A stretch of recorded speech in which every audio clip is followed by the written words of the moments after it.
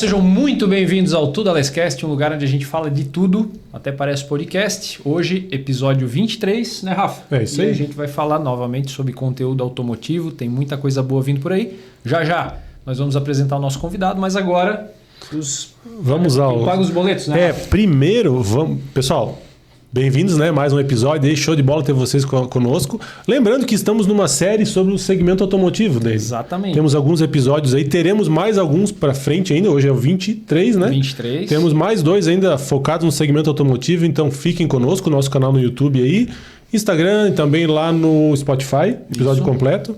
Júlio, passa pra gente aquelas orientações básicas. É isso aí, para você que está nos assistindo, já se inscreve em nosso canal, deixe seu comentário, curta, compartilhe com todos os seus amigos e familiares e também ative o sininho para receber todas as nossas notificações em primeiríssima mão. Bora! Show de bola, hein? O Júlio tá que tá, né, cara? Não é só nas baterias lá, ele também tá nos microfones, né? Pessoal, e vamos com os nossos patrocinadores aí, o pessoal que apoia o nosso projeto aqui, apoia o Tudo Ales. Começando aí pelo 047 Carros, né? O nosso portal aí da nossa região aqui do 047, o 47, o DDD 47, né? Exatamente. Então você que é lojista, quer anunciar carros, quer participar de um portal aí que já é sucesso, com certeza que já traz uma bagagem de experiência, né, Deni? Foram os precursores aqui na nossa região. Anuncie com eles. E você que está buscando comprar, já estão aí com talvez milhares de carros anunciados, já devem estar nessa posição. Exato, já, né, Deni? Exato. Procure seu carro lá, entre em contato com as lojas, todos os anúncios verificados, as lojas também verificadas. Então, assim, na hora de comprar, Deni, tu que vende carro pode me ajudar nisso. É muito importante ter um background aí para trazer segurança para quem está comprando, né? Rafa, com certeza. Hoje em dia, infelizmente, no mercado ainda tem muito golpe, né? E o 047 vem aí para trazer mais segurança para quem está procurando. Tem um aplicativo, tá, galera? Então, baixa no celular lá Show de bola. no seu... Tem na Apple Store, Isso, tem lá exatamente. Procura lá 047 Carros no para Android você também, né, Júlio? procurar o teu carro novo aí. É isso aí. E também a Revolution Esquadrias, né? Você que está aí construindo, reformando, ampliando esquadrias de alumínio, PVC, que, cara, eu sou fãzaço da PVC, sonho em ter uma casa um dia com tudo com esquadrilha de PVC da Revolution, tá? É muito bonito. Cara, é lindo mesmo, alto padrão. Você que não conhece ainda, confere lá no Instagram deles. Dá uma olhada no Instagram, no site. O Instagram tá sempre atualizado, né? Quem faz é a Mark Plus, inclusive. Tá sempre atualizado com vídeos, fotos das obras, dos projetos e tudo mais. Então segue lá, Revolution Esquadrias. E também a nossa Mark Plus, né? A nossa agência aí que também está com a gente desde o primeiro episódio, né? Ele vai ficar até o último. Se tiver o último, né? Não tem planos para parar, né, cara? Exatamente. Infinito. É isso aí. Você que está buscando aí fazer campanhas online, offline, fotos, vídeos, tráfego pago, toda essa parte aí de digital, né? A gente é bem especialista na questão de automotivo também, segmento automotivo. Estamos aí há 8 anos no segmento na nossa região aí. Então sigam lá, Mark Plus Agência. E vamos ao nosso convidado, Deni. Apresente aí. Então, galera, estamos aqui com o Lucas do Curiosidade Automotiva. Perfeito. Né? Correto. Lucas, só te agradecer aí, cara, pela disponibilidade, né? De estar aqui hoje, de vir conversar com a gente. E, enfim, a gente só agradece, com certeza vai ter um golinho na água e com certeza vai ter muito papo bacana hoje. Eu que agradeço, fiquei feliz pelo convite, de poder conversar com vocês, que também são experientes do ramo automotivo, já, né, tem a vivência do dia a dia também, então acho que vai ser um papo muito bacana. Tem pra gente somar. Show de bola. Lucas, eu queria saber um pouquinho da tua história. Como que tu começou, curiosidades, da onde tu é? Certo, eu sou aqui de Blumenau mesmo. O Deni até perguntou quantos anos tu tem mesmo. Geralmente o pessoal pergunta, né? Quantos anos tem? 25, 26? Enfim, tenho 22 anos. Show de bola. E já trabalho com carros aí há 9 anos. Então comecei com 13 anos de idade. Trabalho assim, modo de dizer, porque o YouTube, né? Começou 9 anos atrás. E é uma história um pouco engraçada, porque desde criança, aquela paixão sempre por carro, muito por caminhão também, minha família inteira trabalha com isso. E aí, há 9 anos atrás, minha mãe tinha trocado de carro. Comprou um Sandero e estava bem naquele hype do YouTube, de pesquisar vídeos, enfim. E aí eu pesquisei um vídeo do Sandero no YouTube, que minha mãe tinha recém-comprado, e vendo o vídeo lá do rapaz e tal, um rapaz aparentemente da minha idade, era o Sandero RS naquela época. E aí ele foi mostrar a multimídia do carro e ia aparecer no GPS Rua Blumenau. Então eu pensei, o cara deve ser da região. Aí eu comentei no vídeo ainda, o canal dele também era pequeno, inclusive é o Lucas, um grande amigo até hoje. Falei, cara, tu é da onde? Ele falou, sou de Joinville. Daí a gente começou a conversar. E eu sempre, desde criança, gostei de falar, principalmente de carro, mas né, de conversar. Na época da escola, sempre apresentar trabalho, nunca tive dificuldade, sempre gostei muito. E eu comecei a conversar com ele. Falei, cara, como é que é YouTube, gravar e tal? Aquela pergunta, dá pra ganhar dinheiro com isso? Não dá? Aquela coisa de sempre, né? E aí fui, gravei primeiro o carro da minha mãe, gravei do meu pai. E acabou os carros lá de casa. Então tinha que começar a procurar carros para gravar, enfim. E aí fui na concessionária. Comecei a ir em algumas concessionárias de Blumenau, gravei um carro, gravei outro, e aí fui. E eles deixavam tu ir lá gravar, falar do carro? Isso, deixavam. Que idade? 13 anos de idade eu tinha. Caramba, cara. Mas 9 anos agora. Obrigado. Já era empreendedor. Já. Pois é. E aí, tu perguntou um ponto importante. Muitas vezes, pela minha pouca idade, eu sempre ia com o meu pai junto. Sim. Então, meu pai fazia ser primeiro meio de campo, né? Falou, meu filho tem um canal, assim por diante e tal. E justamente pelo fato da pouca idade, meu pai tá junto, eles sempre deixavam numa boa. Tem concessionários de Blumenau que eu tenho contato até hoje, a maioria, aliás. Sim. Tem uns que são muito especiais. Eu sempre falo do Adriano da Santa Clara. Pô, quantas vezes a gente pegava dia de chuva, ele tirava o carro do showroom para gravar lá fora. Era um trabalho assim fantástico, sabe? Legal. Então sempre deixava. Claro que às vezes tinha uma questão de, tem que ver com o diretor, tem que ver isso, aquilo, mas de modo geral sempre foi muito tranquilo para gravar. Então eu comecei. Na época da escola eu sempre mesclava, né? Mas eu digo que a minha infância, digamos assim, a minha adolescência, pré-adolescência, sempre foi envolvido no ramo do carro. Então eu estudava meu período, em vez de ir pra rua brincar, claro, brincava ali, mas era sempre procurando vídeo de carro, estudando e sempre gostei muito. Era a tua diversão. Era a minha diversão, exatamente. Legal. Até a pessoa fala, mas tu não teve infância? Tive, mas a minha infância, minha paixão era ver carro, entendeu? Então, enfim... E assim fui. Daí continuei gravando os carros, só que como eu comentei, minha família inteira trabalha com caminhão. Da parte do meu pai, praticamente todos os meus tios são motoristas, ou têm o seu negócio, enfim. Então, desde essa época, também na infância, eu viajava com eles de caminhão nas férias. E, cara, eu sempre falo, tu viaja de caminhão uma vez, tu se apaixona, tu gosta muito. Eu fui com meu pai algumas vezes. É muito legal, eu adoro. Daí eu comecei a pegar essa paixão também. Daí um dia eu falei, meu pai, cara, a gente podia, de repente, gravar um caminhão também. Só que em Blumenau, na época, não tinha muitas concessionárias de caminhão, então a gente teve que ir para Itajaí. Daí era bem no aniversário de Blumenau, então tava fechado as coisas aqui, ele conseguiu me levar lá. Daí eu gravei 2 caminhões aquele dia. E aí postei, não tinha dado um resultado muito legal, fui ver 2 semanas depois, estava com 80 mil visualizações. Caraca. Que pro meu canal era muito bacana. Claro, imagina. E aí eu comecei a pesquisar, porque, Isso tudo no teu primeiro ano? Não, isso foi depois. Eu já tinha uns 16 anos, 15, 16 anos. Já estava um pouquinho mais evoluído ali.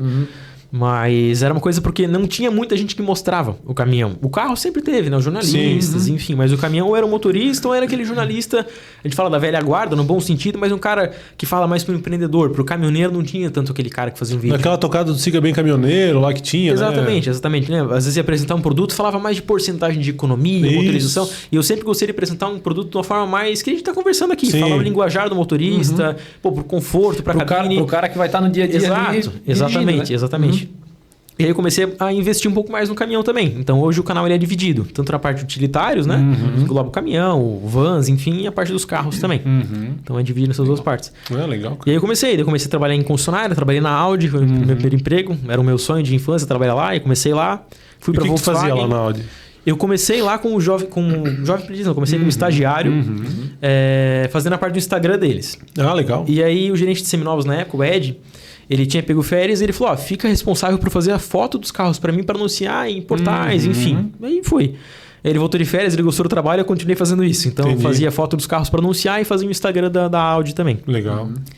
E aí veio a pandemia nessa época, mudou muita coisa, a loja de seminovos da Audi foi fechada, eles manteram só a loja do zero e os carros foram para a matriz, que era a Volkswagen, né? E aí nesse meio tempo eu fui para lá também. A diretoria me convidou para ir para lá, enfim, eu nunca quis, porque eu sempre quis continuar na Audi, que era a minha paixão, mas aí depois eu mudei, sempre gostei de trabalhar na Volks. E aí fiquei lá mais uns 3 anos, mais ou menos. Na Bradcoff. No geral, fiquei 4 anos e meio, praticamente, 4 anos lá. Fazendo essa mesma função? Essa mesma função, perfeito. E aí depois eu pensei, dá pra talvez fazer para outras pessoas, assim, né? Daí alguns colegas falavam, vem aqui na minha loja, faz um vídeo assim do carro, apresenta o carro.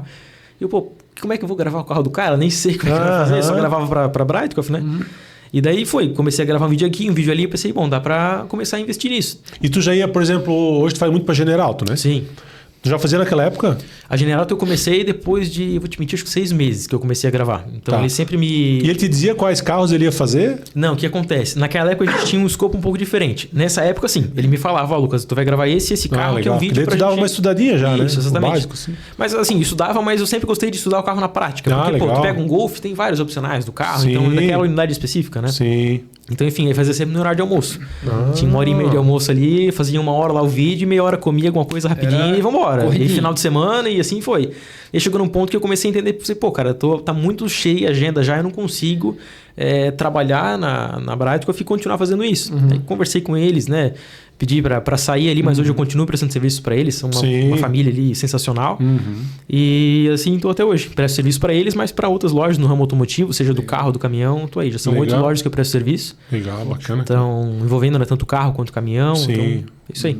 E caminhões hoje é a maioria do que tu faz de conteúdo, assim? De conteúdo para lojas é o carro. Porque o carro seminovo foi onde eu comecei e tu sabe, né? O pessoal do logística de Blumenau sempre tem muita coisa de contato, com os amigos. Então a gente vai passando, indicando, né? Enfim. Mas o ramo do caminhão ainda tem, só que na questão do conteúdo que eu produzo é um pouco mais do carro. Mas dos vídeos que eu faço, o caminhão ele tem uma porcentagem grande também. E no teu canal, o que tu acha que mais... tu acha, não, tem certeza que mais engaja pelos números que tu vê? Caminhões ou carro? Caminhão? Porque quando eu comecei com caminhão, eu tinha meus 16 anos de idade. Então o pessoal marcou um pouco, porque, pô, era um piazinho, cara, gravando ali. Claro, claro. Né? Exatamente. E eu sempre gostei de estudar muito do produto e tal. Claro, às vezes errava, é normal, mas o pessoal sempre entendeu que, pô, eu entendia um pouco do assunto ali, apesar da pouca idade, né? Sim, então acabou marcando bastante. Mas é notória a diferença que a gente vê quando posta um caminhão. Sempre tem os seguidores mais fiéis, assim, do carro também tem, mas o seguidor do caminhão ele ainda é mais presente, sabe? E talvez tem menos canais que falam disso também. É um ponto que eu ia chegar também, é importante. Menos canais. E a nível nacional, né? Caminhão, muito Exato, nível nacional. Exatamente. Né? O carro também, mas o caminhão realmente ele abrange mais, né? Então, no caminhão também tu fala com várias pessoas. Tu fala com o motorista, tu fala com o dono da empresa que quer comprar, tu fala com o gestor de frota, que é o cara que acompanha como é que tá o trabalho, tu fala com o autônomo, cara, ou com...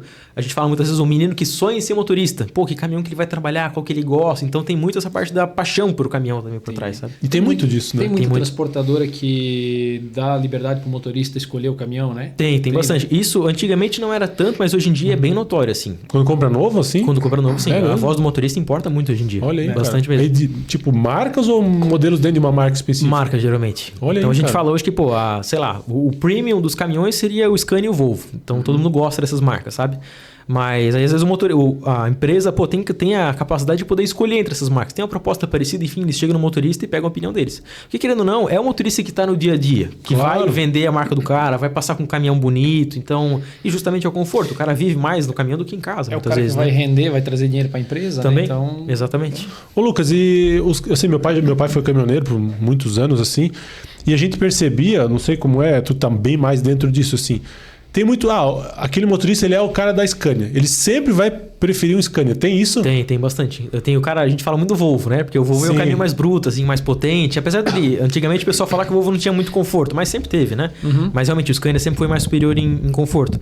Mas teve o cara que foi sempre defensor de Volvo. Eu só trabalho com Volvo, não gosto de Scania. Eles têm características específicas, assim, que diferenciam muito um do caminhão, do outro. Quer dizer? Então, tipo, o Volvo ele é muito marcado por isso e o Scania perde nisso, ou vice-versa. Hoje em dia tá tudo bem similar. A gente fala hoje uma diferença grande é a média de consumo, porque qualquer percentual já faz uma diferença, né? Mas tem isso, né? A gente brinca que o Volvo é o caminhão mais bruto que tem, mas ele é um pouco mais duro. Bruto, tu diz assim, durável, aguenta mesmo. Nesse ponto também, mas de um pouco mais desconfortável, o pessoal fala. Tá, e aí o pessoal brinca que o Scania é o caminhão mais macio, é a Ferrari, enfim, é o Rolls Royce dos caminhões, né? Entendi. Uma coisa mais macia, assim. Então tem essas características, é bem igual o carro, assim, praticamente. Que legal, cara. E muda muito o preço do Scania pro Volvo? É similar, os dois é parecidos. Mas aí se tu pega outros caminhões, por exemplo, um DAF, um Iveco, um Volkswagen, já dá uma diferença boa de preço. Aí são linhas, digamos assim... Um pouco mais inferiores, assim, por exemplo. Claro que eu não vou dizer assim, dá muita diferença. Não dá, porque a gente também não tá na prática, no dia a dia, né? Sim. Mas perguntar para o motorista hoje, pô, caminhão tu gostaria de trabalhar? Pode ter certeza, 90% vai falar Scania ou Volvo. O pessoal gosta muito, sabe? Entendi. Gosta bastante. Pô, que legal, né, cara? Caminhão é um negócio diferente, caminhão né? Tu vê, eu trabalho com carro há 16 anos, mas caminhão eu não... Cara... Exatamente. Cara, e eu lembro que eu viajava com meu pai assim, e tinha realmente... O que acontecia? Os motoristas mais... Meu pai trabalhou na Rebesquini, não sei se tu conheceu. Era Itajaí. É uma empresa um pouco mais antiga, né? Agora não existe mais. Tá, entendi. E eles tinham, toda a América do Sul, eles tinham transportadores. Daí a gente ia, eu fui 2 vezes com ele para Buenos Aires, cara. Que legal, cara. Saía daqui, uma vez no verão, cara, uma vez a gente foi no verão com 111 cara chata. Meu Deus! Pensa no calor, porque o motor é dentro, né, cara? Tu tá sentado em cima do motor. Cara, sim, no verão. E uma vez a gente foi no inverno. E no inverno foi bom, porque daí era quentinho. Né? Mas era muito assim, meu pai era um motorista mais novo dentro da empresa, daí era os caminhões mais velhos. Sim, mas é normal. E os motoristas mais antigos, chegavam os caminhões novos, E era daí. Sim. Mas tu falou de viajar, assim, cara, era muito legal. Eu lembro que na minha infância eu viajei algumas vezes com meus tios. Cara, já fui pra muitos lugares. Pra Belo Horizonte, Foz do Iguaçu, São Paulo, quase Mato Grosso. Era muito legal, cara. A gente viajava bastante, assim. E aí tem histórias legais, porque muitas vezes isso é um pouco... É um problema, digamos assim, porque muitas vezes a pessoa que vai junto, seja a esposa do motorista, uma família, eles não podem entrar na empresa. É verdade. Por questão de segurança, né? Isso verdade. é normal. Então, eu lembro uma vez que a gente foi pra Belo Horizonte, tava eu e meu outro primo, que era filho do meu tio, né? Ele trabalhava num caminhão MAN e tinha uma beliche em cima do caminhão lá em Belo Horizonte. A gente chegou, era tipo 6 horas da tarde, era uma empresa enorme que carregava de noite também. E aí ele foi lá, conversou com o pessoal da portaria e falou: olha, os meninos estão aqui comigo, será que tem como eles entrarem? Eles ficam dentro da cabine. Conversou numa boa com ele. Cara, eu fazia isso, ficar dentro da cabine. E daí o cara falou, cara, infelizmente não tem como, por regras da empresa, normal. E daí meu tio falou assim, cara, o que nós vamos fazer? A gente tinha, sei lá, 12 anos, né? Era bem criança. Não dava pra deixar vocês lá de fora. Não dava pra deixar na rua. E aí, tipo assim, até tinha uma portaria que tu podia esperar. Mas, cara, era uma cadeira, ele ia ficar a noite inteira esperando lá. Vamos esconder no caminhão. Daí se escondemos. Em cima tinha uma beliche, ela é uma beliche dobrável. Então parecia uma rede, assim, sabe? Aí ficou meu primo na ponta e eu na outra aqui. A gente encheu de mala em cima e cobertor. E era bem, acho que junho, julho. Apesar de ser um pouco frio, tá muito quente, cara. A gente suava, assim. Aí cada um com um pacotinho de bolacha, a gente pegou o garrafinha d'água e vamos pra dentro. Aí a gente entrou na empresa com medo, assim. Daí com meu tio, na hora de passar na portaria, o rapaz perguntou, naquele sotaque de mineiro, né? Os meninos, que fim que deu? Você deixou eles aonde? Aí meu tio, foram andando aí, cara. Saindo andando. Mentir, assim, sabe? Mas a gente ficou junto lá a noite inteira lá com ele. Daí no outro dia de manhã a gente saiu e se libertou daquelas cobertas lá. Que loucura, cara. O meu pai acontecia também. A gente tinha, principalmente, empresa maior. Que você falou, igualzinho, cara. Não pode entrar. Aí ficava só dentro da cabine do caminhão. Não, até porque se acontece alguma coisa dentro. Tem N fatores, né? Às vezes tirar uma foto de um produto que não pode, um acidente. A gente entende também. Hoje é um pouco mais adulto, a gente consegue entender os motivos. Cara, e deixa eu te perguntar uma coisa. Voltando ali em que momento ali da tua vida que tu viu assim, pô, tu sempre, desde que tu começou o canal, tu já tinha esse foco de que tu queria viver disso, trabalhar com isso, ou começou por brincadeira e depois isso tu viu que em algum momento, não, pô, o negócio é sério? De trabalhar com automóveis, quer dizer? Eu digo do teu canal, gerar conteúdo, YouTube, gerar conteúdo. A questão do canal, pô, nessa época que eu tinha ali meus 11, 12 anos, eu não entendia muito o que eu queria trabalhar, assim, ainda, né? Na realidade, eu sempre quis ser designer automotivo, sempre quis desenhar carro, né? Que eu gostava muito.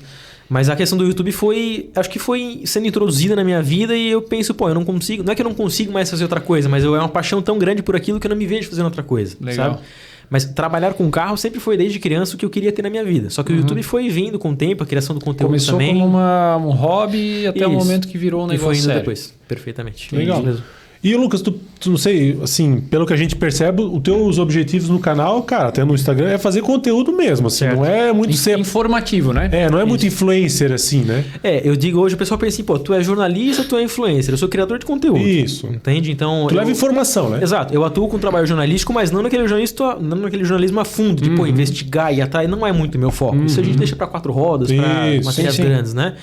Mas a questão do influencer, eu digo que eu influencio um pouco sim, mas é mais pela criação do conteúdo que eu faço. É mais informativo o meu conteúdo. Então vai falar, pô, tem lançamento do novo Kicks hoje, que aconteceu, o carro lançou por tal preço, Se a concessionária me convidar para ir lá, comparecer, fazer um vídeo, eu faço esse tipo de publicidade, tranquilo. Claro. Mas eu não diria, pô, eu sou um influencer, eu sou criador de conteúdo. Essa é a minha ideia hoje. O cara que quer resumido ali, um apanhado de como que é o carro, quanto tá custando e tal, e a ideia é justamente de repente formar uma opinião. Isso, a ideia da página do Instagram é justamente isso, é ter tanto as novidades do mercado, quanto os testes na prática, agora com os carros de imprensa, né? Sim. De mostrar, pô, o carro faz tanto de consumo, é informar pra pessoa, né? Sim. Esse meio termo ali. E tu tem hoje, assim, dentro de concessionárias, tu tem aquela certa barreira, tu vem fazer um conteúdo no carro, mas não fala os pontos negativos. Acontece às vezes, cara. Pode acontecer. E tu tem que segurar, né?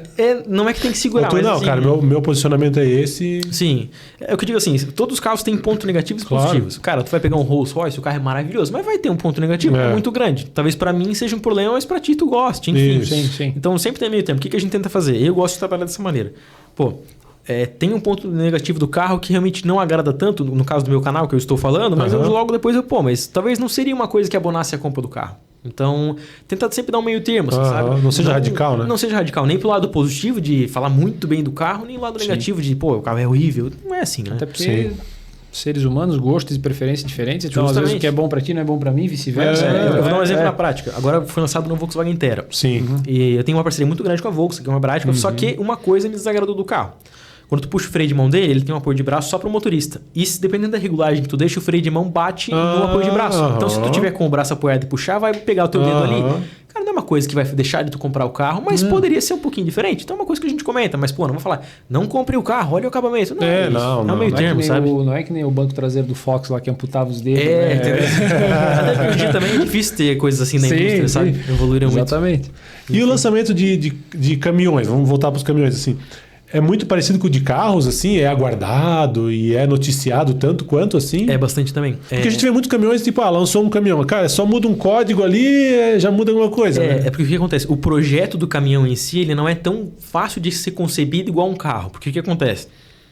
O carro, geralmente as pessoas trocam, sei lá, cada 3 anos. Tem pessoas que ficam mais, menos, mas acho que a média seria 3 anos. O caminhão, hoje em dia, também está assim na média. Só que o caminhão tem que ser uma coisa muito mais bem pensada em questão de robustez e durabilidade. Porque, pô, daqui a pouco tu comprou um caminhão. Tu vai usar ele 2, 3 anos, que é o que as empresas estão usando hoje. Tu vai vender. Aí tu vai vender para um cara lá de Minas Gerais. Vai começar a puxar minério, calcário. De repente ele vai para o Nordeste, puxar sal. Aí começa a deteriorar as coisas. Então é uma concepção que tem que ser muito mais bem estudada para trabalhar em várias operações diferentes. No carro tu não tem um trabalho tão pesado, digamos assim. Então por isso o caminhão ele demora mais para ser desenvolvido.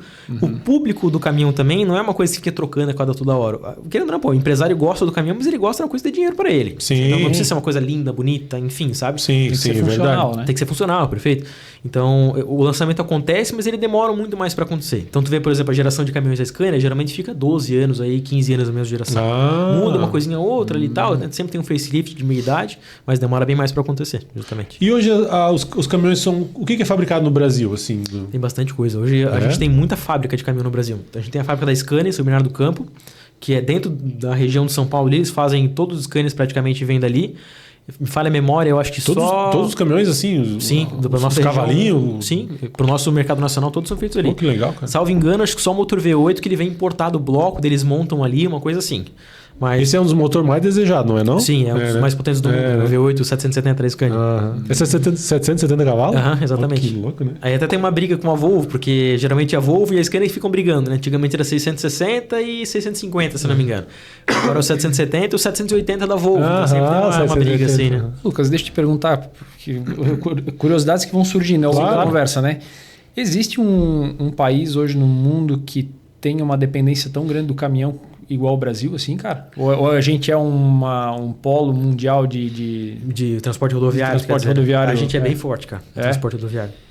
Eu estive na Europa faz 2 meses agora, fui na Itália, fui para a Suíça também, e a gente vê, pô, tem muito caminhão rodando.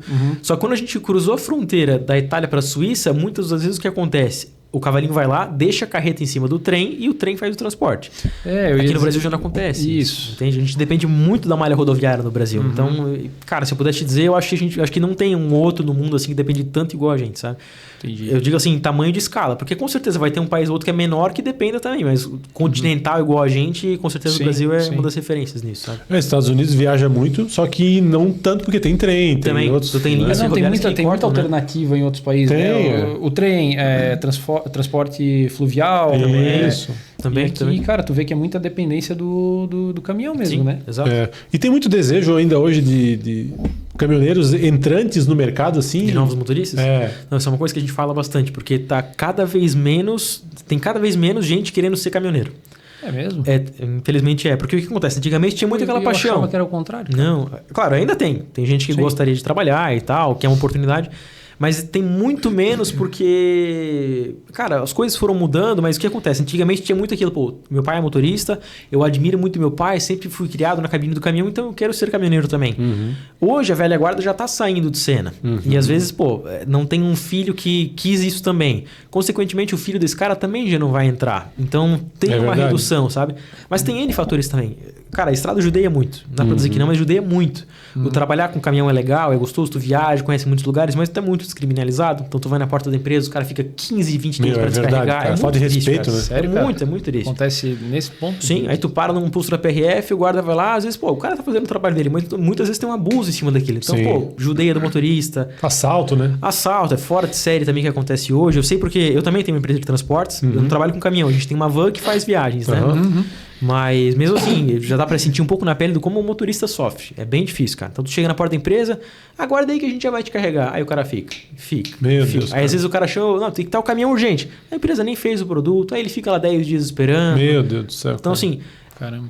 Não é legal isso, cara. Não é todo mundo que tem, vamos dizer assim, saco pra estar ali naquilo ali. É difícil. Aí o cara fica longe da família. As pessoas querem estar mais próximas hoje também de mulher, de filhos, enfim. Então, tá cada vez mais difícil achar um motorista. Tá mudando. Aí tu vê aqueles vídeos Tem alguns, tu já deve ter visto que o cara esperando para descarregar, larga a carreta e vai embora, cara. Descarrega no chão. Sim.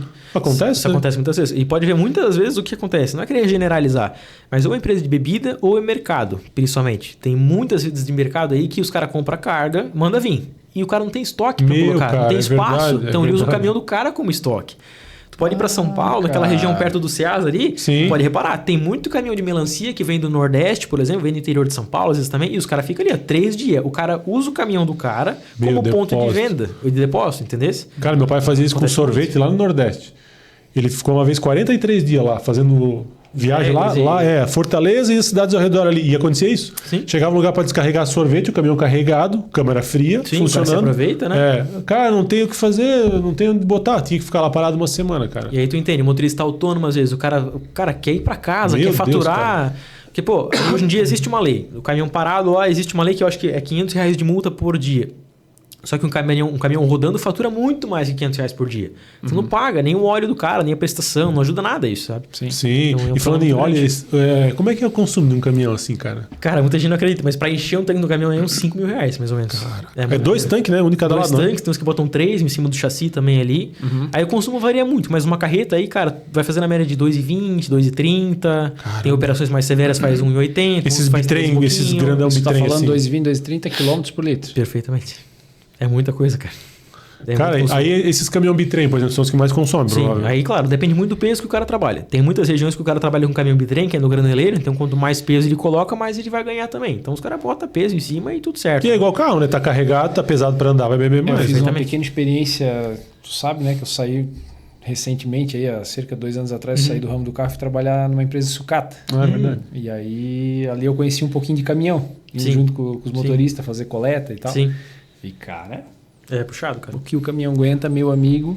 É pauleira, né, cara? Tu imagina? Ferro. Sim. Ferro, carga de ferro picado em cima de um caminhão. E tem várias vertentes. Tem o cara que anda pesado, tem o cara que já anda mais leve. Cara, o ramo do caminhão ele é muito abrangente. Então tu vai ter esse cara da sucata. Eu acho que é dentro da cidade, né? Que o pessoal faz geralmente. Ou faz viagem também. Faz viagem.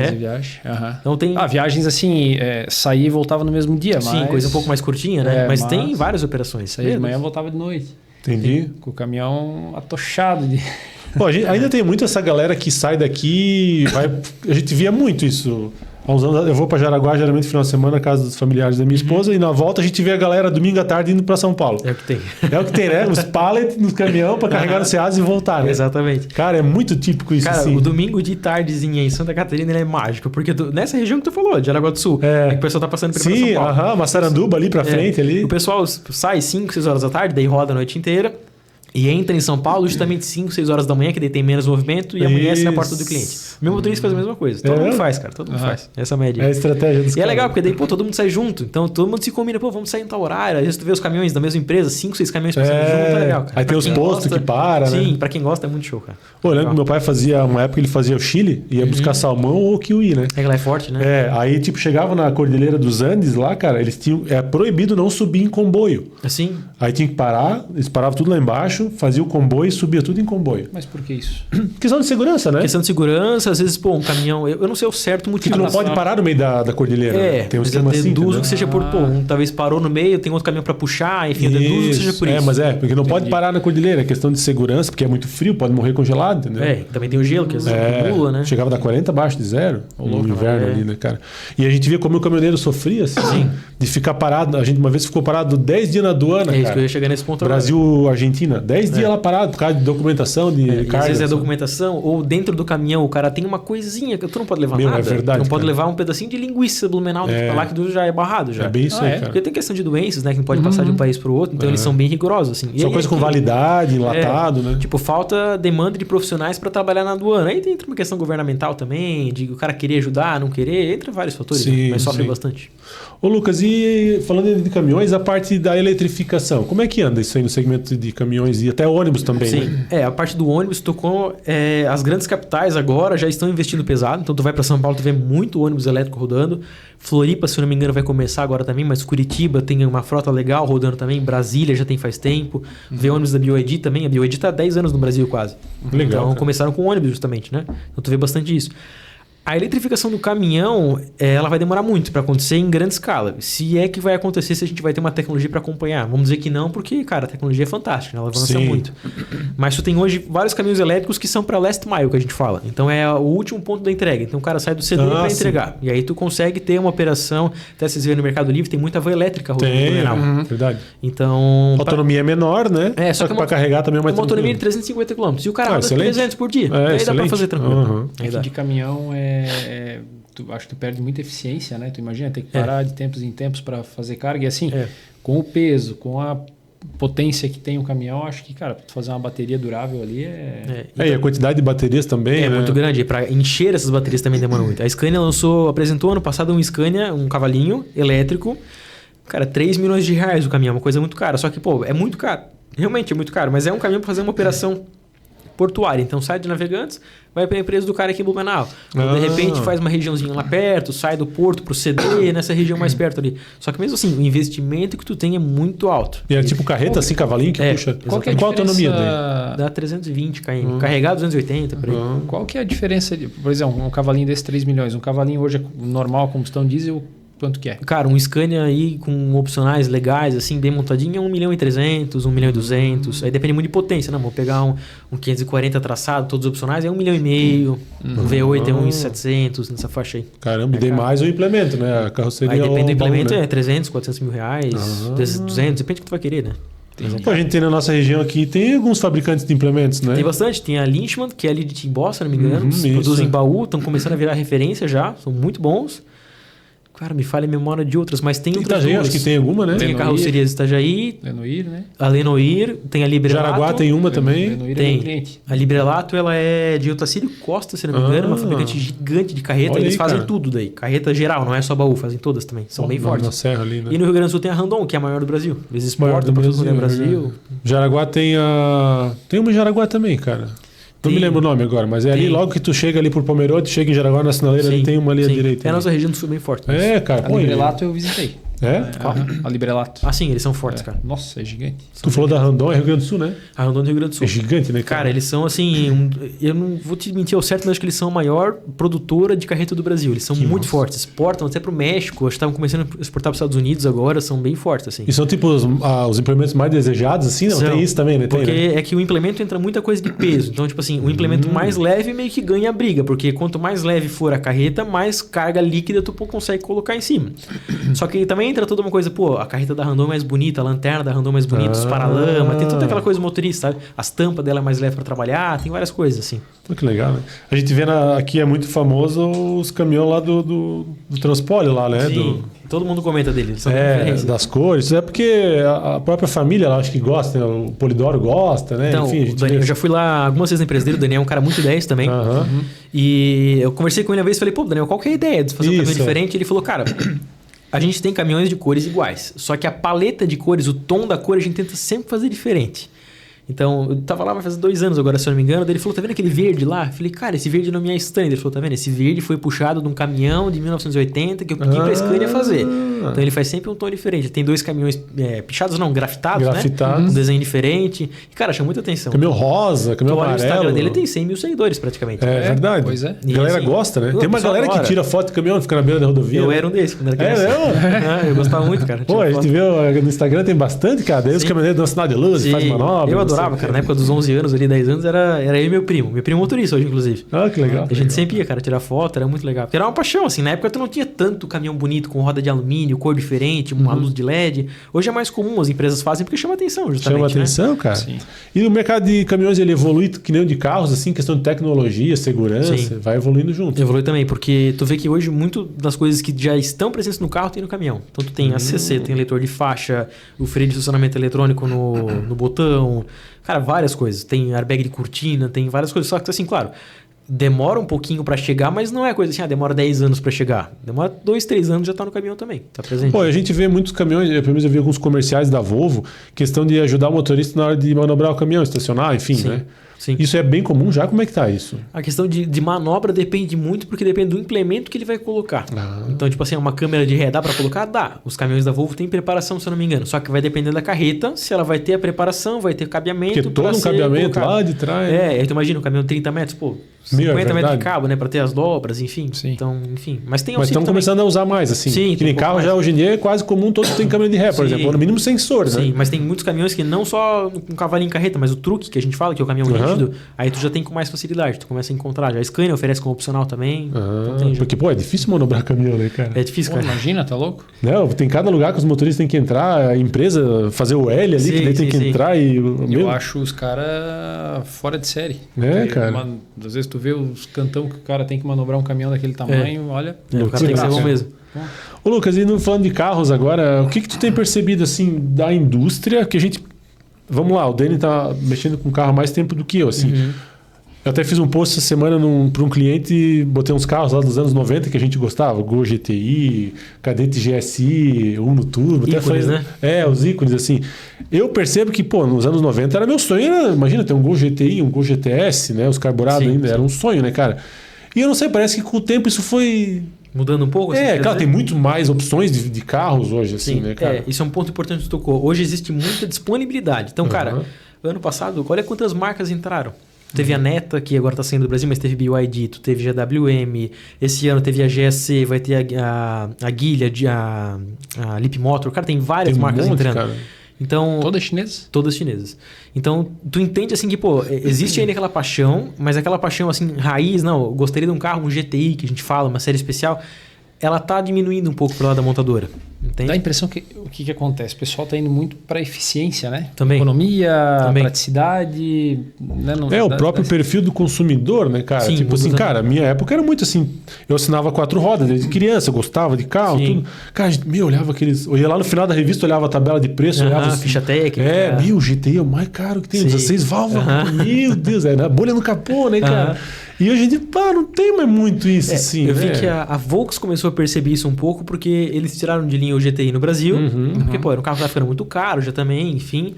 Mas qual que é a ideia da Volks? Eles perceberam que, pô, realmente o público realmente sentiu isso. Então, tu tem o Jetta GLI, por exemplo, no mercado, tu tem Tiggo R-Line, mas aí depois veio posteriormente o Polo GTS, mas faltava aquela série especial do cara não ter uma paixão de, pô, o cara tem um Polo GTS, o cara tem um carro com teto solar, cara, que não fosse um carro mais premium, né?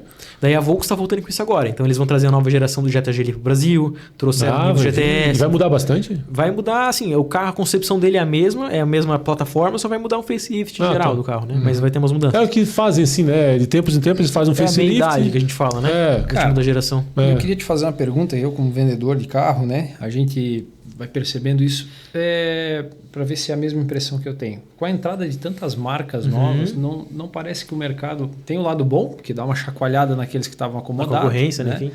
Mas eu acho que o mercado ele tende a ficar saturado de tantas marcas. Tantas opções, né? Porque sabe aquela história assim de tem demais, então todo mundo está vendendo um pouquinho, mas ninguém está despontando. Eu estava mesmo pensando nisso essa semana, eu vi um vídeo de um rapaz perguntando isso.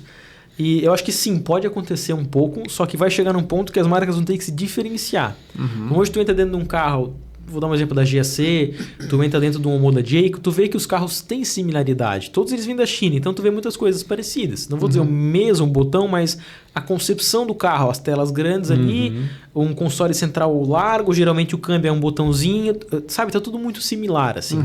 Então hoje tu vai comprar um carro de 230, 250 mil, cara, o que tu tem da faixa de opção é muito grande. É verdade. Muitas vezes é muito parecido.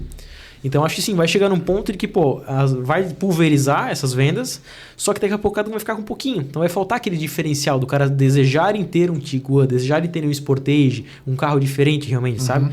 E eu acho que as montadoras têm que começar a ficar ligadas nisso um pouco já, de não, vamos fazer um produto diferente. É um chinês, é um elétrico, mas ele causa desejo. Eu vejo que a BYD conseguiu fazer isso um pouco. Quando eles vieram, o acabamento deles é fantástico. É verdade. É muito bom. Até porque eles chegaram num momento em que não tinha nada parecido com isso, né? Exatamente. Os caras causaram... Sim. Uma crítica assim forte que a gente vê na BYD, pelo menos eu vi alguns lojistas falarem, principalmente, Lançou um... É o King, o SUV, né? O King é o sedã deles. Qual que é o SUV? Tem o Song. O Song. O Song Plus, lançou o Song esse ano, daí veio sem uma coisa. Ano que vem já lança outro. E daqui a pouco, todo ano muda. Pensa que é celular, cara. Eu ia falar isso agora. Só que eu acho que é uma tocada deles lá, Exatamente. É uma tocada até... Tu vai um pouco mais pra China, tu abre o site deles, tu vê que tem muita variação de modelo. E eles vão mudando muito. Então tem essa coisa, sai de um, entra o outro, porque a percepção do consumidor chinês é um pouco diferente da nossa. Sim. De talvez trocar com mais facilidade. Porque o poder aquisitivo lá é maior. É mais fácil tu trocar de carro, né? Exatamente. O Brasil é difícil, né, cara? Tu perde muito poder de compra, né? Então, exatamente. Tu compra um carro hoje dá 30 mil perde bastante coisa, cara. Eu tava hoje até vendo o Habib falando lá, o Sérgio. Cara, metade, 50% a maioria dos carros, cara. O pessoal fala muito hoje de comprar um Dolphin Mini para poder rodar na estrada. O carro vai aguentar. Tem muitos usuários aí que estão botando no Uber ou viajando, enfim, e o carro vai aguentar. Eu tava com o Dolphin Mini semana passada. O carro é bom, aguenta realmente. Mas como é que vai ser a aceitação do mercado com um carro com 90 mil quilômetros em 2023? É uma quilometragem alta para o mercado, já até no carro combustão. E o brasileiro tem muito isso, né? Tem. Quilometragem, né, cara? O americano já não tem tanto. O americano roda muito com o carro. Estrada melhor. E é tudo longe. Faz manutenção, talvez, mais, né? E é tudo muito longe uma coisa da outra lá, sabe? Então aqui, a gente tem as coisas mais perto e o brasileiro preza muito pela quilometragem. Só que é aquilo, cara, muitas vezes tu vai pegar um carro a diesel, por exemplo. É melhor, na minha concepção, tu pegar um carro a diesel um pouco mais rodado, que tenha rodado em estrada, o motor esteja bem amaciado, digamos assim, do que tu pegar um carro a diesel parado. Ainda mais agora com diesel de uma qualidade, vai sujando o bico, sujando o tanque, assim por diante. Mas não é todo mundo ter essa noção de, quilometragem é um ponto importante? Sim, mas não é o primordial do carro. É verdade. Pega um carro mais rodado, bem revisado, bem cuidado, bem melhor do que pegar um carro parado. Exatamente. Às vezes parado, era uma pessoa que batia, tem 6, 5 peças repintadas. Aí eu vou falar para vocês a minha opinião de vendedor, né? Que a gente como que tu que avalia na prática, isso lá? melhor ainda. O que acontece? É que o problema não é nem a quilometragem. Eu sempre digo o seguinte. Falta é cultural nosso. Falta pro brasileiro entender que é o seguinte. Eu tenho 2 carros aqui. Esse aqui tem 15 mil quilômetros, esse aqui tem 50. É óbvio que o cliente que está procurando, ele vai querer vir no de 15. Sim. Então esse aqui ele tem que valer menos. Sim. Né? Só que a cultura do brasileiro ainda é aquela coisa, não, esse carro aqui é meu, então porque ele é meu, ele vale mais. Foi difícil conquistar, né? Eu já vendi carro, estou falando carro meu particular, que era assim, eu tava com o carro, o cara, não, pois é, porque isso, porque aquilo... Vendi, deu certo. Aí ele já mudou o discurso dele. Não, porque esse carro aqui, cara, não achei outro igual, porque passou a ser meu, agora vale mais. Então, cara, é o que eu falo, assim, tudo tem o seu preço certo, né? Às vezes tu tenta explicar isso pro cliente, tem aquele cara que ele é muito resistente e não vai. Só que daí ele vai ouvir isso de mim, vai ouvir isso do outro vendedor, ele vai na outra loja ouvir, daqui a pouco ele volta pra terra e entende que, infelizmente, o mercado é esse. Sim. Né? Enfim... Mas é cultural, precisa ir mudando aos poucos. Já tem o cliente que entende, que tu vai sentar e explicar para ele, cara, isso aqui, o teu carro eu estou pagando tanto porque eu tenho hoje uma gama aqui de veículos anunciados que o teu tem que valer menos, porque a quilometragem maior é o último que tem que ter um diferencial no mercado. É o último que o cara vai procurar, chamar a atenção do cara. O que vai chamar a atenção dele? O preço. Esse aqui, beleza, ele tem 90 mil quilômetros, mas, é tantos mil a menos, eu acho que... Que compensa. Que compensa, enfim. Exatamente. Mas eu não sei se pra ti, mas já aconteceu isso muito quando eu trabalhava na loja de carro, na Bradcoff, né? Muitas vezes o cliente olha, o carro tem 4 mil quilômetros, é novo. O cara não pede um laudo cautelar, o cara só compra. É verdade. Mas, cara, quantas vezes já aconteceu, eu não digo lá na loja, mas a gente já vê, o cara saiu da loja agora, acabou de bater o carro. Sim. O carro tem 20 km. Cara, pode acontecer, saiu na rua, tá sujeito a acidentes. Tá certo, com 4 mil quilômetros pode ser que ele esteja menos sujeito, o cara rodou menos, enfim. Mas é aquilo, a gente volta a reforçar. A quilometragem do carro é importante, mas uma vistoria cautelar é muito mais importante para tu ver a qualidade do carro, né? Quem mostra, o Brunão da Consult mostrou esse dia uma 911 isso, cara. Sim. Era um carro super novo. Aí os caras, cara, o carro, meu Deus, não tinha 5 mil quilômetros. Pra que fazer vistoria cautelar dele? Cara, por causa disso, daqui. E já, ele falou que já reprovou alguns carros porque tinha coisa assim. E eu vou te falar assim, às vezes até carro zero ele chega a fazer. Acontece, porque desce da cegonha, arranha, tem gente que não quer. Exato. E tem gente que é doente, cara. O cara não quer um carro que foi repintado para choque, mesmo que seja normal. Hoje eu trabalho num segmento mais premium, né? Sim. Então, assim, é mais difícil tu achar o cara que trocou, tá com baixinha quilometragem porque ele bateu. Geralmente é porque é um cliente que troca, gosta de trocar de carro. Sim. Mas quando eu trabalhava com carro mais popular, geralmente, cara, era muito engraçado, porque em algumas situações eu peguei assim, o carro tinha 4 mil quilômetros. Como tu falou, daí tu ia olhar o carro já repintado, porque o cliente bateu, desanimou do carro e trocou. Então acontece muito. Sim. O ser humano sempre tem os comportamentos ali. Né? Varia, né, cara? Bastante, né? Ô, Lucas, e a gente percebe assim, ao longo do tempo, voltando a falar dos carros da década de 90, início dos anos 2000 ali, os acabamentos simplificaram muito no carro, né? Sim. Eu até fiz um vídeo disso esses dias, um tempo atrás, questionando pro público. Eu gravei um Corolla 2010, aquela geração, depois do Corolla Altis que a gente fala. E justamente questionando, será que a qualidade realmente diminuiu? Daí peguei aquele carro e comecei a olhar, o acabamento da porta tudo soft touch, o painel. Mas ok, isso tu encontra em carro hoje. Só que, já era um carro de 15 anos de uso praticamente, 14 anos de uso. Cara, a qualidade das coisas estava impecável. Pois aí, entende? Fazia para durar, parece mais. Então tu vê hoje que muitas vezes é uma coisa que a gente não consegue ver. A espessura da tinta de um comando lá, tu não tem como saber se aquilo vai durar ou não. É só na prática. Mas tu pega aí, cara, carros aí de 3, 4 anos de uso, às vezes o cara tem a mão um pouco mais oleosa, começa a descascar botão, coisa que não acontecia tão antigamente. Então, é verdade. Volante, estraga mais fácil. Exato. Manopla, um monte de coisa. Carro manual, né? Manopla, um monte de coisa, né, cara? Muda bastante. Tipo, eu tenho uma Hilux, a minha tem 300 mil quilômetros agora, 2014 também. Ela tá desgastando a manopla um pouquinho, mas não tá esfarelando. Só que, o carro tem 11 anos de uso agora. Então. Sim. E é uma marca conhecida por ter qualidade, Perfeitamente. Todos os componentes, né, cara? A Toyota é famosa por isso, né? Sim, porque... Visitar até os fabricantes de componentes para eles, para averiguar a qualidade lá dentro, né? Eu tava ouvindo um podcast de um rapaz também falando que ele trabalhava uma marca que prestava serviço para Toyota, se eu não me engano. E ele falou, cara, o pessoal da Toyota vai dentro da tua linha de produção, não sei se ainda hoje é assim, mas ele me contou, eu vi no vídeo. E eles analisam, a tua linha de produção, eu não quero que seja desse jeito, eu quero que esse cara trabalhe desse jeito aqui, essa linha, essa esteira não vai passar para cá, vai passar para cá. Estão de acordo? Se não estão, a gente procura outro fornecedor. Tchau. Aí, é assim. Olha. Loucura, né, cara? Não sei se ainda hoje é assim, mas eu vi, cara, era bem rígido assim o negócio, sabe? Sim. Tanto que se tu pegar a Corolla, a Honda, a mesma coisa, são carros que desvalorizam muito menos, né? Sim. Muito mais procurados. Hoje tu anunciar um Corolla, anunciar um Civic, cara, Mas a qualidade de motorização também é muito importante. Né? Tu vê a espessura de bloco, a questão do quanto trabalha o cilindro do carro, a folga que ele tem, o curso dele é diferente, a robustez do conjunto de modo geral ela é mais acertada, sabe? Até hoje, dá pra dizer. Eu lembro que eu tive 3 carros japoneses, cara. Nissan e Mitsubishi. Cara, qualidade assim de não quebrar o carro, sabe? Sim. Minha esposa que fala, meu Deus, os carros nunca davam oficina. Aí hoje eu tenho um Jeep, cara, já gastei uma Babilônia, cara. É verdade. Sabe, cara? O cara fica pensando assim, né, cara? Eu te avisei. Mas os carros alemães hoje em dia, cara, também estão bem resistentes. Como é que tá a Volkswagen nesse sentido? Sem querer puxar farinha, né? Mas não é porque assim eu presto serviço para eles, mas, cara, é uma marca muito boa. Tu vê que hoje, eu acho que são 70% da frota circulante de Volkswagen dos modelos mais novos é motor TSI. E aí tu lembra, quando lançou esse motor, 1.0 3 cilindros, o motor é descartável, não dá retífica, mas dá retífica. Tudo evoluiu, hoje a precisão é muito maior, a taxa de compressão, esse tipo de coisa, tudo um pouco diferente. Foi evoluindo, né? Foi evoluindo. Fez-se a primeira linha de motores, foi evoluindo. Exato. Né? Então assim, não dá pra dizer, nenhum motor 1.0 3 cilindros não quebra? Quebra, pode acontecer. Tu vê nos da Jeep, os 1.3 estava dando problema. Claro. Os carros 1.4 2.0 da Volks com câmbio DSG estava dando problema também, mas tudo isso foi solucionando. Tu pega hoje, cara, Nivus, T-Cross, Polo, é difícil tu ver problema. Os caras rodam aí 300, 500 mil quilômetros e nada, nunca abre o motor. Pode acontecer, casos isolados? Com toda certeza. O carro é uma máquina. Vai quebrar uma hora ou outra, entende? Mas de modo geral, o carro aguenta, cara. Aguenta bastante. As coisas evoluem, mas ainda...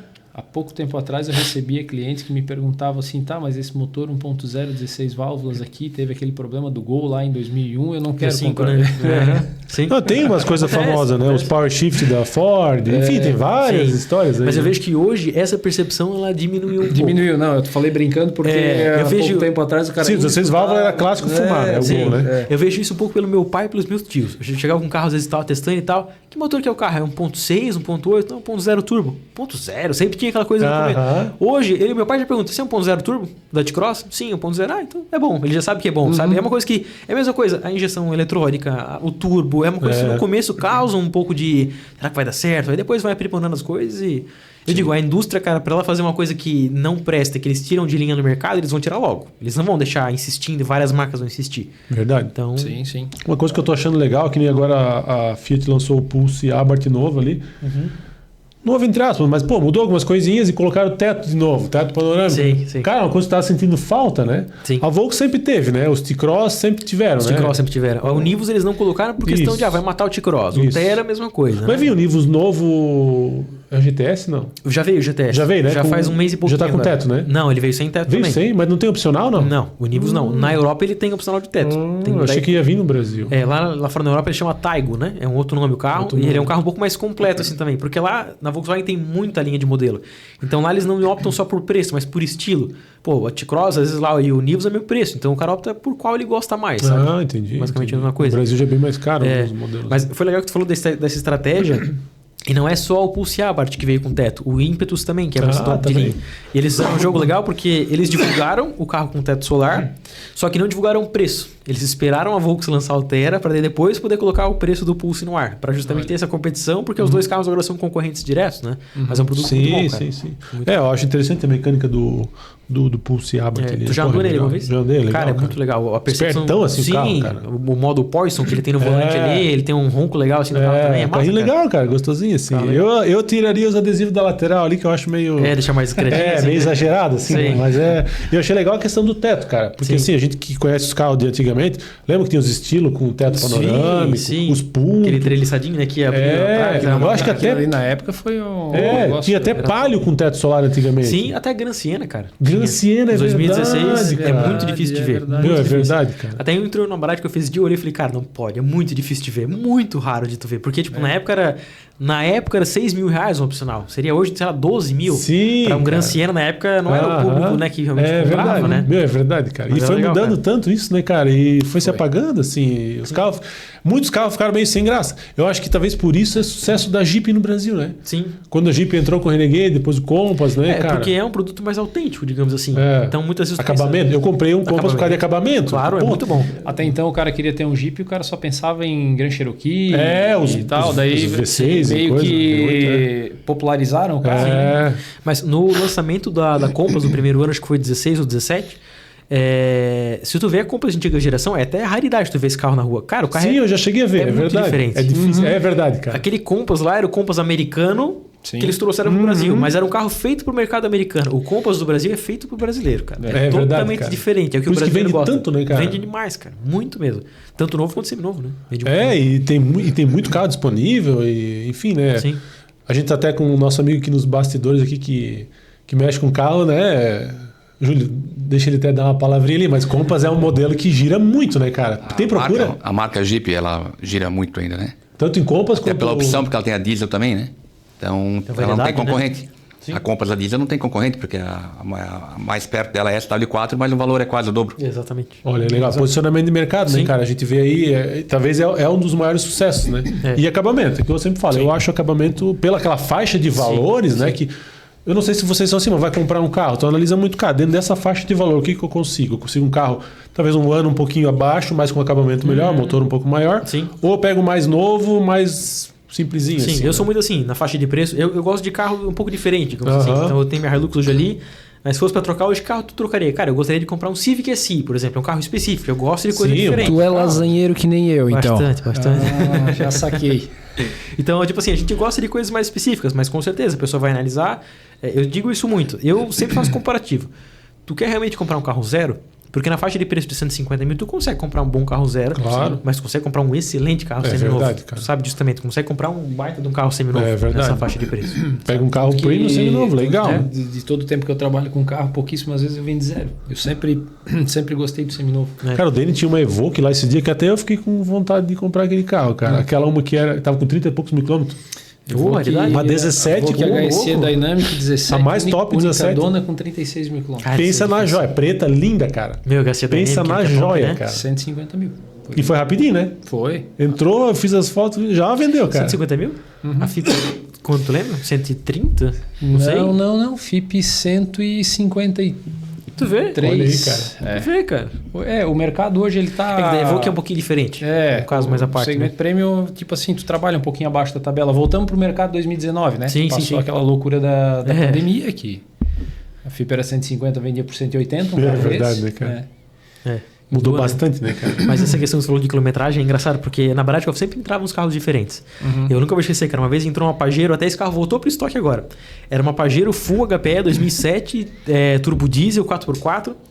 E aí eu cheguei, era uma segunda-feira. O carro tava lá no estúdio que eu tirava foto. 2007, cara, isso era 2022, 2023 que entrou o carro. Então o carro tinha um tempo de uso considerável.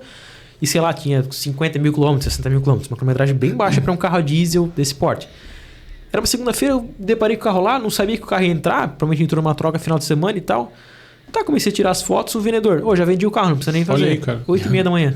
O outro, 8h40. Vendi também. Mas o cara acabou de vender também. Não, cara, é tanta gente louca atrás do carro, por quilometragem baixa, sabe? Cara, e o engraçado é que assim, um carro desse, claro, uma Evoque dessa 17, 30 e poucos mil quilômetros, ela ainda é um carro, vamos lá, ela ainda não é um carro de 10 anos, mas tu pega um carro desse, né? Tu vai concordar comigo. Sim. 2007, diesel com 50 mil quilômetros. Tem que saber bem para quem que tu vai vender. Porque se tu dá na mão de um cara que roda pra caramba, esse carro vai começar a quebrar. Exato. Porque ele nunca maciou o motor, não... Exatamente. O diesel parado. Diesel acontece parado, muito isso. Então, tipo, o meu carro agora tá parado um certo tempo porque eu tô pegando bastante carro para testar. Mas de vez em quando cara, de suma importância tu dar uma voltinha em outra, porque o diesel ele é terrível com isso. O próprio diesel em si, com o tempo, ele vai sujando, né? Ele vai... O nosso diesel já não tá com aquela qualidade, né? Aquilo vai criando uma borra, né? E o diesel é bem diferente da gasolina, né? Bem diferente. Por exemplo, ele é muito sensível. Se o carro é feito para usar o diesel, o S10 é o melhor? Não é que ele é o melhor, ele polui menos. Tá. Ele tem as partes por milhão de enxofre com concentração um pouco mais alta, então ele polui menos o meio ambiente, ele lubrifica um pouco mais, se eu não me engano. Então, tanto é que tu vê os veículos de 2013 para cima, todos eles são obrigados a usar o S10, já são preparados para isso. Né? Questão de poluição. Agora tu pegar lá um MWM 2002, exato, já usa o diesel normal. Só que agora o S500 vai sair de linha, né? Pelo que eu tinha visto, eles vão descontinuar. E aí, tipo assim, um carro desse, ele consegue utilizar um S10, só que tem que ter toda uma preparação. O S10 ele limpa um pouco mais o motor, se eu não me engano. Só que se tu pegar e injetar um S10 ali, 3, 4 tanques numa F250, umas 6 cilindros ali, cara, não vai ter bico que vai aguentar, porque as sujeiras que estão ali vão começar a subir, vai para bico, é verdade, top, cara, é complicado. E diesel tem isso, mas gasolina, eu vi vários especialistas falando que, cara, gasolina aditivada não existe, né? É que entre aspas, depende muito. Tem uma explicação do grandiosíssimo Boris Feldman. Ele que ele fala, né? E assim, não é fiscalizada a quantia de aditivo dentro do combustível. Então, o cara da refinaria pode colocar uma gota, como ele pode colocar 5 litros dentro de um tanque ali enorme para fazer diluição. Sim. Então, eu vejo que assim, quando eu tinha carga de gasolina, eu senti uma certa diferença, principalmente em posto Shell. Tu sente uma diferença bacana no EV-Power para uma comum, assim. Não é aquela coisa gritante, mas tu consegue perceber que parece que o carro rendia um pouco mais. Só que, tu vai num posto aí, cara, a diferença, tu não conhece a bandeira do posto. É verdade. Dá muita diferença, vai numa comum que é um pouco mais tranquilo, sabe? E assim, até para quem tá assistindo a gente aí, não é muito segmento. Cara, combustível faz muita diferença. É igual o que você come, né? Começa a comer só comida porcaria. Teu corpo vai reagir de um jeito. Começa a comer comida boa, tu vai ter mais energia, vai dormir melhor. Enfim, né, cara? E o mercado evolui muito, né, cara? A questão de mecânica dos carros mesmo, a gente vê assim que tu falou antes, tu falando de turbo, assim, que é uma coisa que tem há muitos anos, mas assim, comercialmente é relativamente nova essa tecnologia de turbo, né? De tu começar a introduzir em carros assim, em carros de entrada, ônibus, é uma coisa aí que veio de uns anos pra cá. De 6, 7 anos pra cá, vamos dizer assim, que popularizou. Que hoje tu lança um carro, o carro não é turbo, não é turbo, é aspirado. A gente até pensa, mas um carro aspirado... Ultrapassado, né? Enfim, tá certo. Agora o modelo 1.0 aspirado, um pouco mais de entrada, tá ok. Mas tu lança um carro de 150 mil com motor aspirado, é difícil, sabe? Uma coisa que popularizou bastante. Ô, Lucas, vamos falar um pouquinho assim de faixa de valores e opções assim que a galera tem disponível, né? Certo. Falando ali na linha de Mob, Kwid, assim, carros ali até 70 mil, talvez, assim, dessa linha de compactos. O que tu acha que é mais interessante hoje?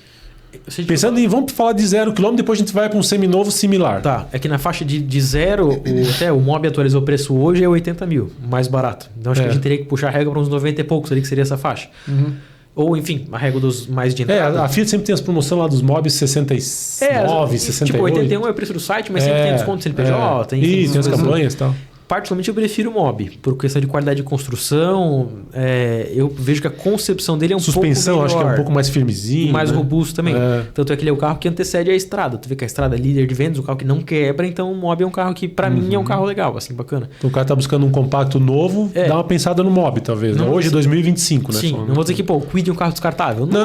Mas depende. O pessoal fala muito mal, mas, cara, não é por aí também, né? Mas dependendo da operação, a gente fala. Mas do jeito da pessoa, eu prefiro o Mob. Eu acho que é um carro mais durável, a desvalorização um pouco menor, a aceitação de mercado também é menor. Peça tu acha em qualquer lugar também, esse motor Fire aí extremamente fácil de achar, né? Então, enfim. Sim. E essa linha dos hatches um pouquinho maiores ali, que daí já vem Onix, Polo, Gol, então, enfim. O Onix... Gol tem ainda novo? Não, o Gol saiu de Não linha. tem, né? Daí o que veio no lugar do Gol seria o Polo Trek, né? Tá. Tem um carro na faixa de 95 mil reais. É um carro excelente, cara. Macio pra andar, 1.0 MPI, pô, não é aquela coisa que o carro tem fôlego pra andar, mas não falta também. Segurança dele é muito acima da média. Tu já consegue comprar um carro com multimídia também. Então eu acho que nessa faixa de preço é um carro que eu iria. Ia no Polo. Eu iria no Polo. O Onix também é um carro bacana, mas eu hoje tenho preferência pro Volks, gosto um pouco mais, eu iria no Polo Trek. E o Argo? O que tu acha do Argo? É bom também é um bom carro. Mas eu ainda, se tivesse na mesma opção de preço, tivesse que escolher, eu optaria pelo Polo. Eu acho que a suspensão da Volks é legal, cara. É mais macia. Polo, e o Polo eu acho mais assim, o câmbio é legal, cara, né? Ele é um carro, tem um câmbio um pouco mais bem difícil, na mão, assim, né? Eu aluguei um esse dia pra andar uns dias, cara, muito na mão o carro, assim, né? Simplesinho, mas, cara, legal, sabe? E o Polo Trek em si, a questão de conjunto de roda e pneu dele, suspensão é uma coisa mais macia. Então, tu tem um carro que é firme, a direção é firme, mas a suspensão dele é bem macia. Bem pensado no mercado brasileiro, né? Com nossas estradas maravilhosas aí, né, cara? Cara, eu acho que a Volks de, o quê? Me corrige aí, 15 anos pra cá? 10 anos pra cá? Ela acertou muito, assim, na gama. Sim. Uma coisa de não falando do HB20, né, cara? HB20 também é um carro que vende muito, né? Também é muito bom. É o que eu digo. Eu sempre falo, essa questão dessa faixa de preço, tu pega muitos concorrentes parecidos. Seja no hatch ou seja no SUV, tu tem que ver o que vai ter de opção melhor de financiamento, vai pagar melhor o teu carro, porque é tudo muito parecido. Então, tu vai pegar um HB20, ele é similar a equipamentos de um Polo, de um Onix, então é tudo muito similar. Eu digo muito que vai muita preferência do gosto da pessoa, entre aquela personalidade que a gente falou, né? Eu gosto de Volks, então eu optaria talvez pelo Polo. Mas o HB20 é massa também, cara. Também e tem muita questão ainda de... vou fazer uma troca, vou fazer uma revenda de um Volkswagen, ainda vale mais, tem isso? Eu acho que o dele talvez possa responder melhor pra gente, mas eu acho que é tudo meio similar. Um carro que tá um pouco queimado no mercado é o Chevrolet. Infelizmente, o Onix e a Tracker tem aquela questão da correia banhada a óleo, né? Tem dado problemas ali. O que acontece? Explica aí pra quem não tá por fora. A correia banhada a óleo desses carros, o que acontece? Ela é justamente uma correia que ela envolta numa câmara que fica sempre com óleo circulando ali. Então, ela é banhada a óleo. Só que ela é uma correia dentada de fibra, enfim, então ela precisa... é estranho, né? Se fosse uma corrente, né? Mas ela precisa de uma lubrificação adequada. Então, se tu não utiliza o óleo adequado, não sei qual que é o óleo, mas um 10W40. Não basta ser aquele 10W40, tem que ser o 10W40 que a montadora recomenda, com aquela especificação que ela recomenda, porque dentro daquele óleo tem os aditivos minerais que fazem a correia não esfarelar. Se tu bota qualquer óleo, mas daquela especificação... A correia não foi feita para trabalhar com aquele atrito sempre. Claro. Então ela começa a esfarelar, tranca o motor e aí vira no que vira. Então esse é um problema que ficou bem grave na Chevrolet. A marca agora reatou a garantia dos carros. Então se tu tem hoje, mesmo tu fez a revisão fora da concessionária, tu vai na concessionária, faz a revisão lá, paga ali a troca de óleo e filtro correta do carro, tu já reativa a garantia de novo.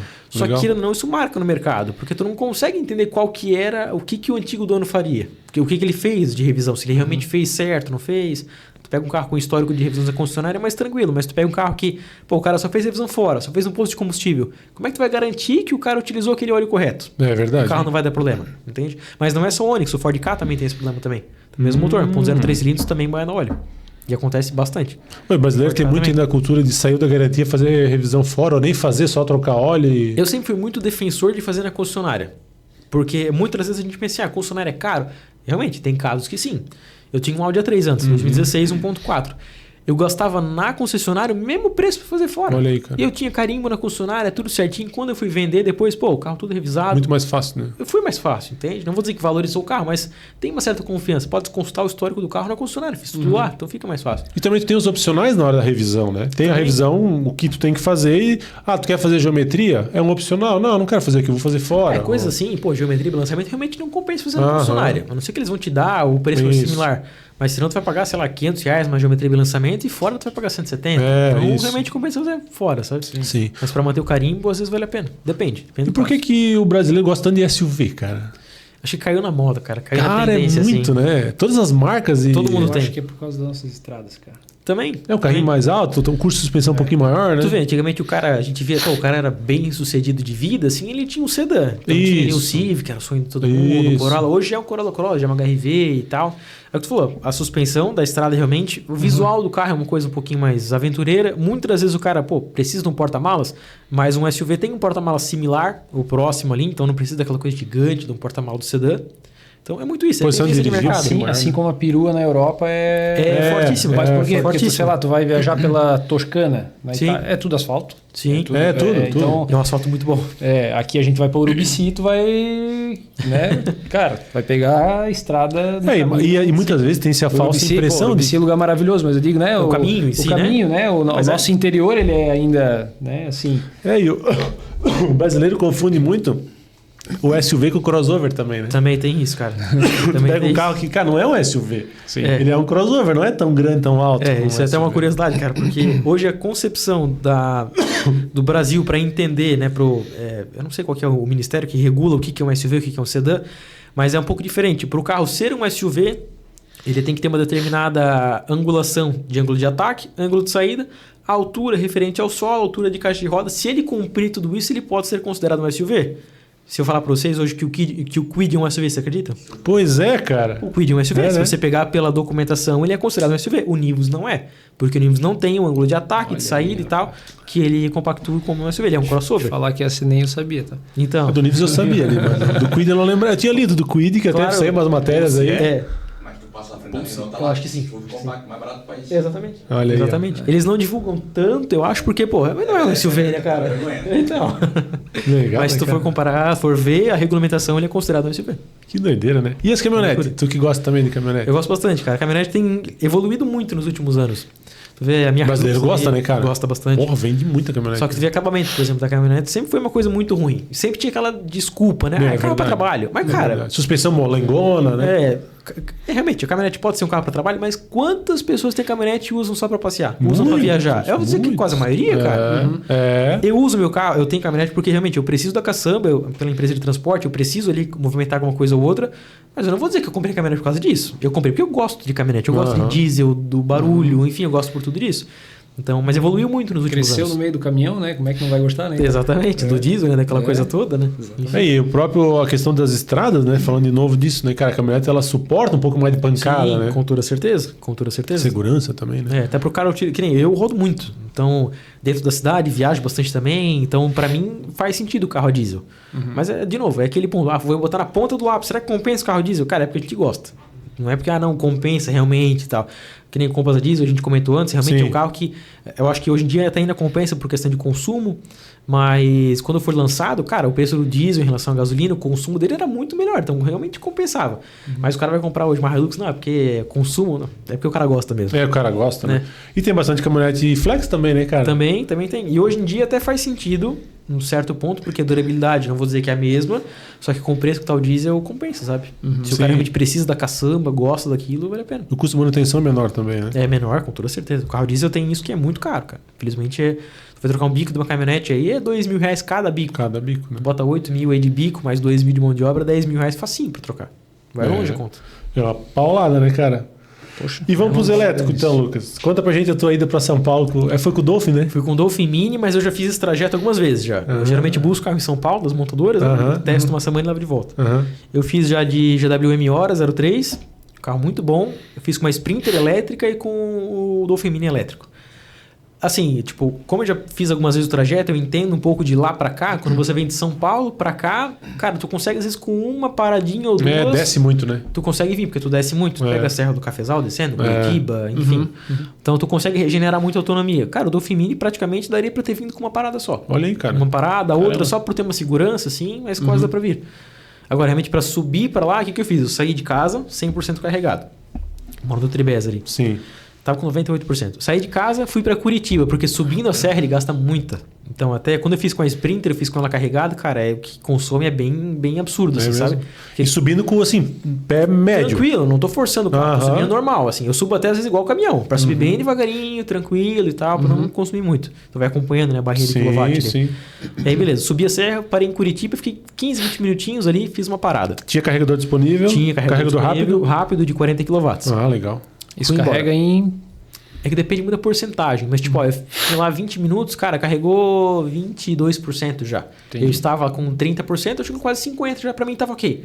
Pra chegar no outro posto que era em Campina Grande do Sul. Sim. Aí lá eu carreguei 100%. Pô, logo da frente ali, né? Então, é só que o que acontece? Quando eu tava passando Curitiba, eu pensei, cara, não sei se vai chegar até Campina Grande do Sul. Tu chegou a subir toda a serra de lá em cima? Exatamente. Quando tu subiu a serra um pouquinho mais pra frente, antes de chegar no acesso em Curitiba, ele tem esse posto. Tem, Você, cara, vou parar aqui, precisava ir no banheiro já pra ter uma certeza. Porque vai que tu chega no outro carregador, e já aconteceu comigo, vindo com hora. Chega no carregador, não tá funcionando. E eu tô com 2 de autonomia, eu vou fazer o quê? Cara. Chamar um guincho, não tem o que fazer. Quando eu vim com hora, aconteceu isso. Eu tava vindo, parei no postura em Curitiba, o carregador não funcionava. Putz. Pois é, cara. Agora, antes de tu continuar, deixa eu pegar esse gancho aí. A gente já discutiu, eu discuto muito isso no dia a dia, que o carro elétrico ele é uma excelente solução para uso urbano. Mobilidade urbana. Viajar, fazer viagens mais longas, isso não causa uma certa angústia? Sim. Assim, cara, será que vai chegar? Será que eu vou chegar lá, não vai estar quebrado? Sim. Não causa isso? Eu tenho um colega meu, cara super famoso no Insta, o Diário do Carro Elétrico. Amigo não, a gente se conheceu. Sim, aquele tem o Volvo. Mais rodado do mundo. Sim, eu vi um podcast dele. Muito legal ele.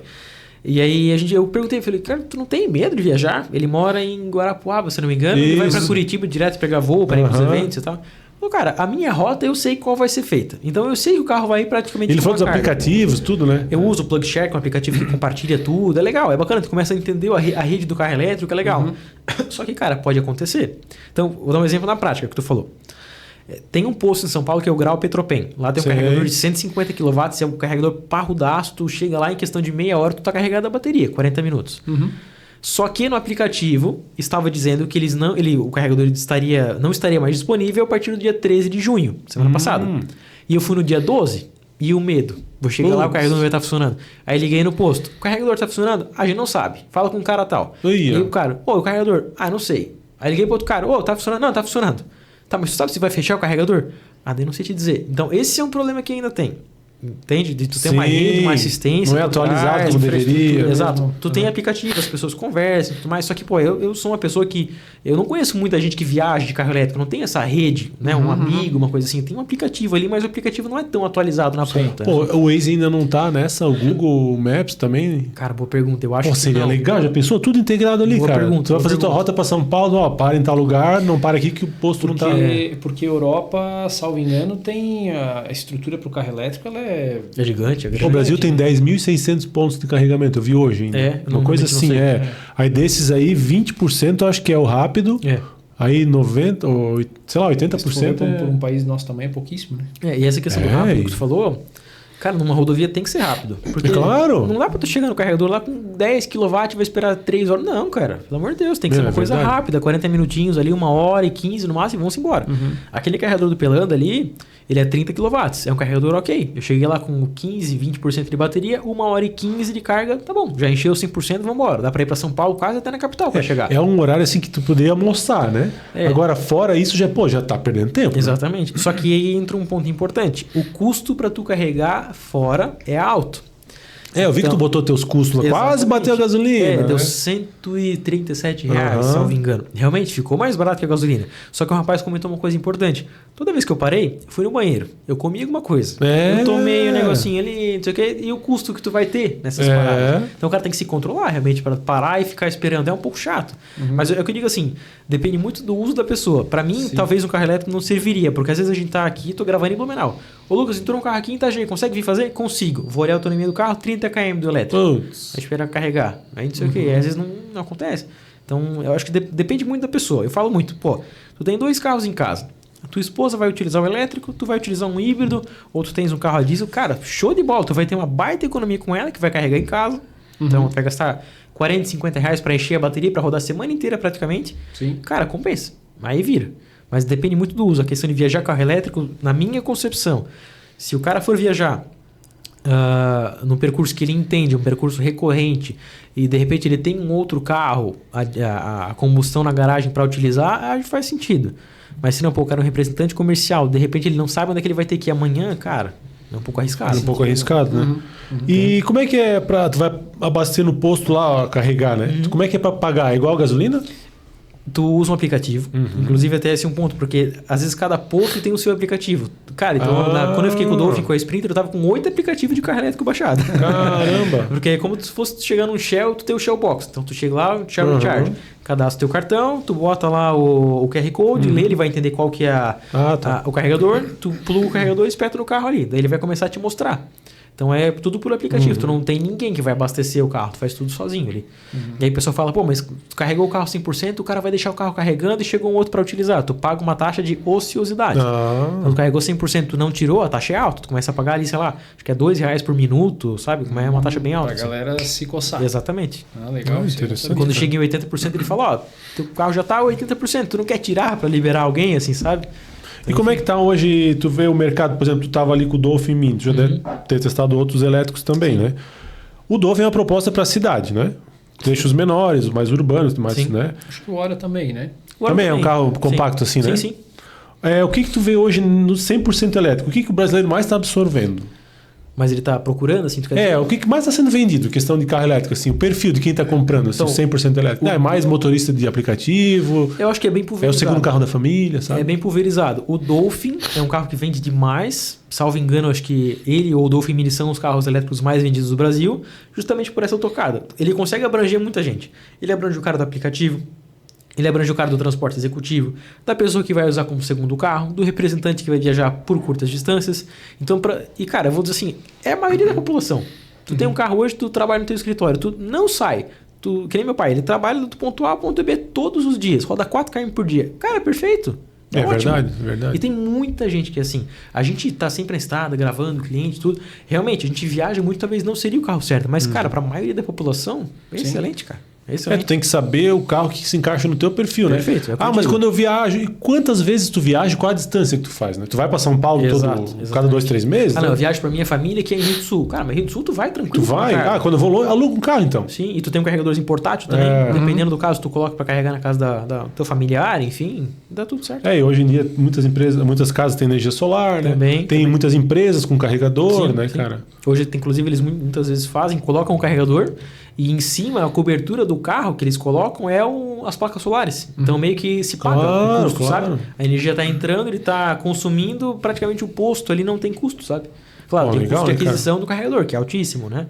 Mas enfim. E tem muitas empresas que estão instalando os carregadores e no posto de combustível lá, e não sei se o posto deve ganhar uma margem desse... Então, tem um casal que eu conhecia, eles são aqui de Blumenau, inclusive, e eles trabalham só com essa parte de venda e assistência de carregadores elétricos. E aí, basicamente é isso. Eles trazem o produto, geralmente da Europa, um carregador bom, importado, e oferecem para a estação Unifique, para postos ali, o Shell Recharge do Angelônia deles.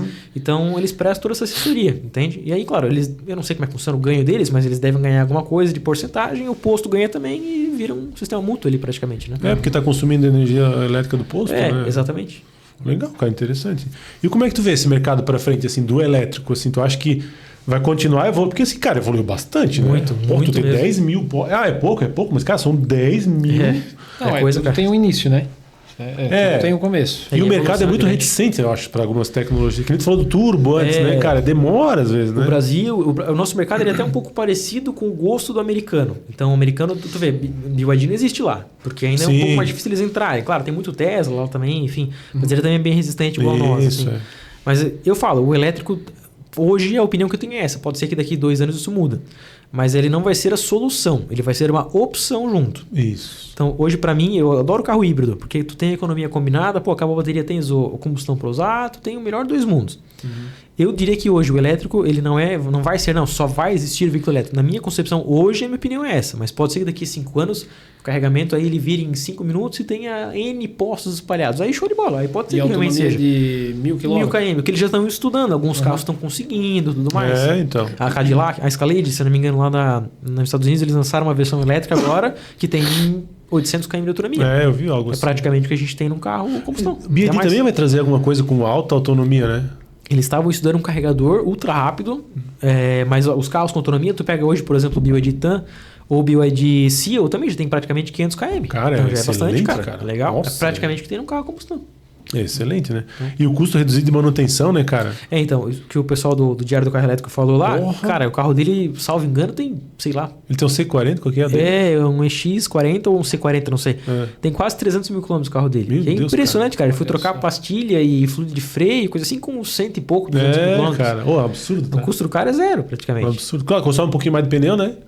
Isso eu vi os caras falando, Sim. porque claro, depende do pé, né? Exatamente. Eu tô pisando, vai ter aderência, vai consumir mais porque pneu, o elétrico, por mais que ele não tenha ronco, tu se instiga, porque tu sabe que isso tudo é potente cara, nele, ele vai disponível, andar, né? Entendeu? É uma delícia, né? Tá no trânsito, a agilidade é muito grande, cara. Sair rápido pisando e isso vai... Cara, e a segurança, né? Ultrapassagem, tudo também. mais, né? Não, isso com certeza tá saindo de um posto, precisa sair com alta velocidade, sabe? Eu tenho um amigo que estava na China recentemente agora e ele falou, cara, lá é tudo elétrico. Sim. Cara. Ônibus, caminhão, claro, os patinetes, carro. Tu não escuta também, na rua barulho de motor. Van de entrega, só o barulhinho do vento, né, cara? Tem um colega meu que também teve lá e ele falou, cara, claro, nos interiores da China tu vê muita coisa diesel. Isso. Mas é que a gente tem pra São Paulo, tu vê muita coisa hoje em São Paulo que é elétrica já. Cara, quantos caminhões elétricos tem rodando lá? Caminhões da Jaque, até aqui em Blumenau também tem alguma coisa. É verdade, né, cara? São Paulo querendo ou não, pra gente é uma referência. É referência, porque tudo que acontece lá primeiro, né? Cidade grande, chega pra cá, absorve, né, cara? Sim. Absorve, né? Tendência de mercado também, enfim. E tu vê uma preocupação real assim, das montadoras em ter modelos elétricos disponíveis, as nacionais, vamos dizer, Volkswagen, Fiat, enfim. Fiat não tem, agora tem os híbridos, né? Só que são híbridos leves, né? A gente vê que ali foi uma jogada assim para questão de... Para dizer que tem... eu acho que é em conformidade com o governo. Se tu pega aí muito híbrido leve, aí eu acho que é mais para pagar menos taxa de imposto. É isso aí. Que tá dentro ali. É que, cara, o híbrido leve, tu tens ali a bateriazinha de 48 volts, pequenininha e tal, tu não precisa ter um carro com alternador, só que daí o sistema faz essa função.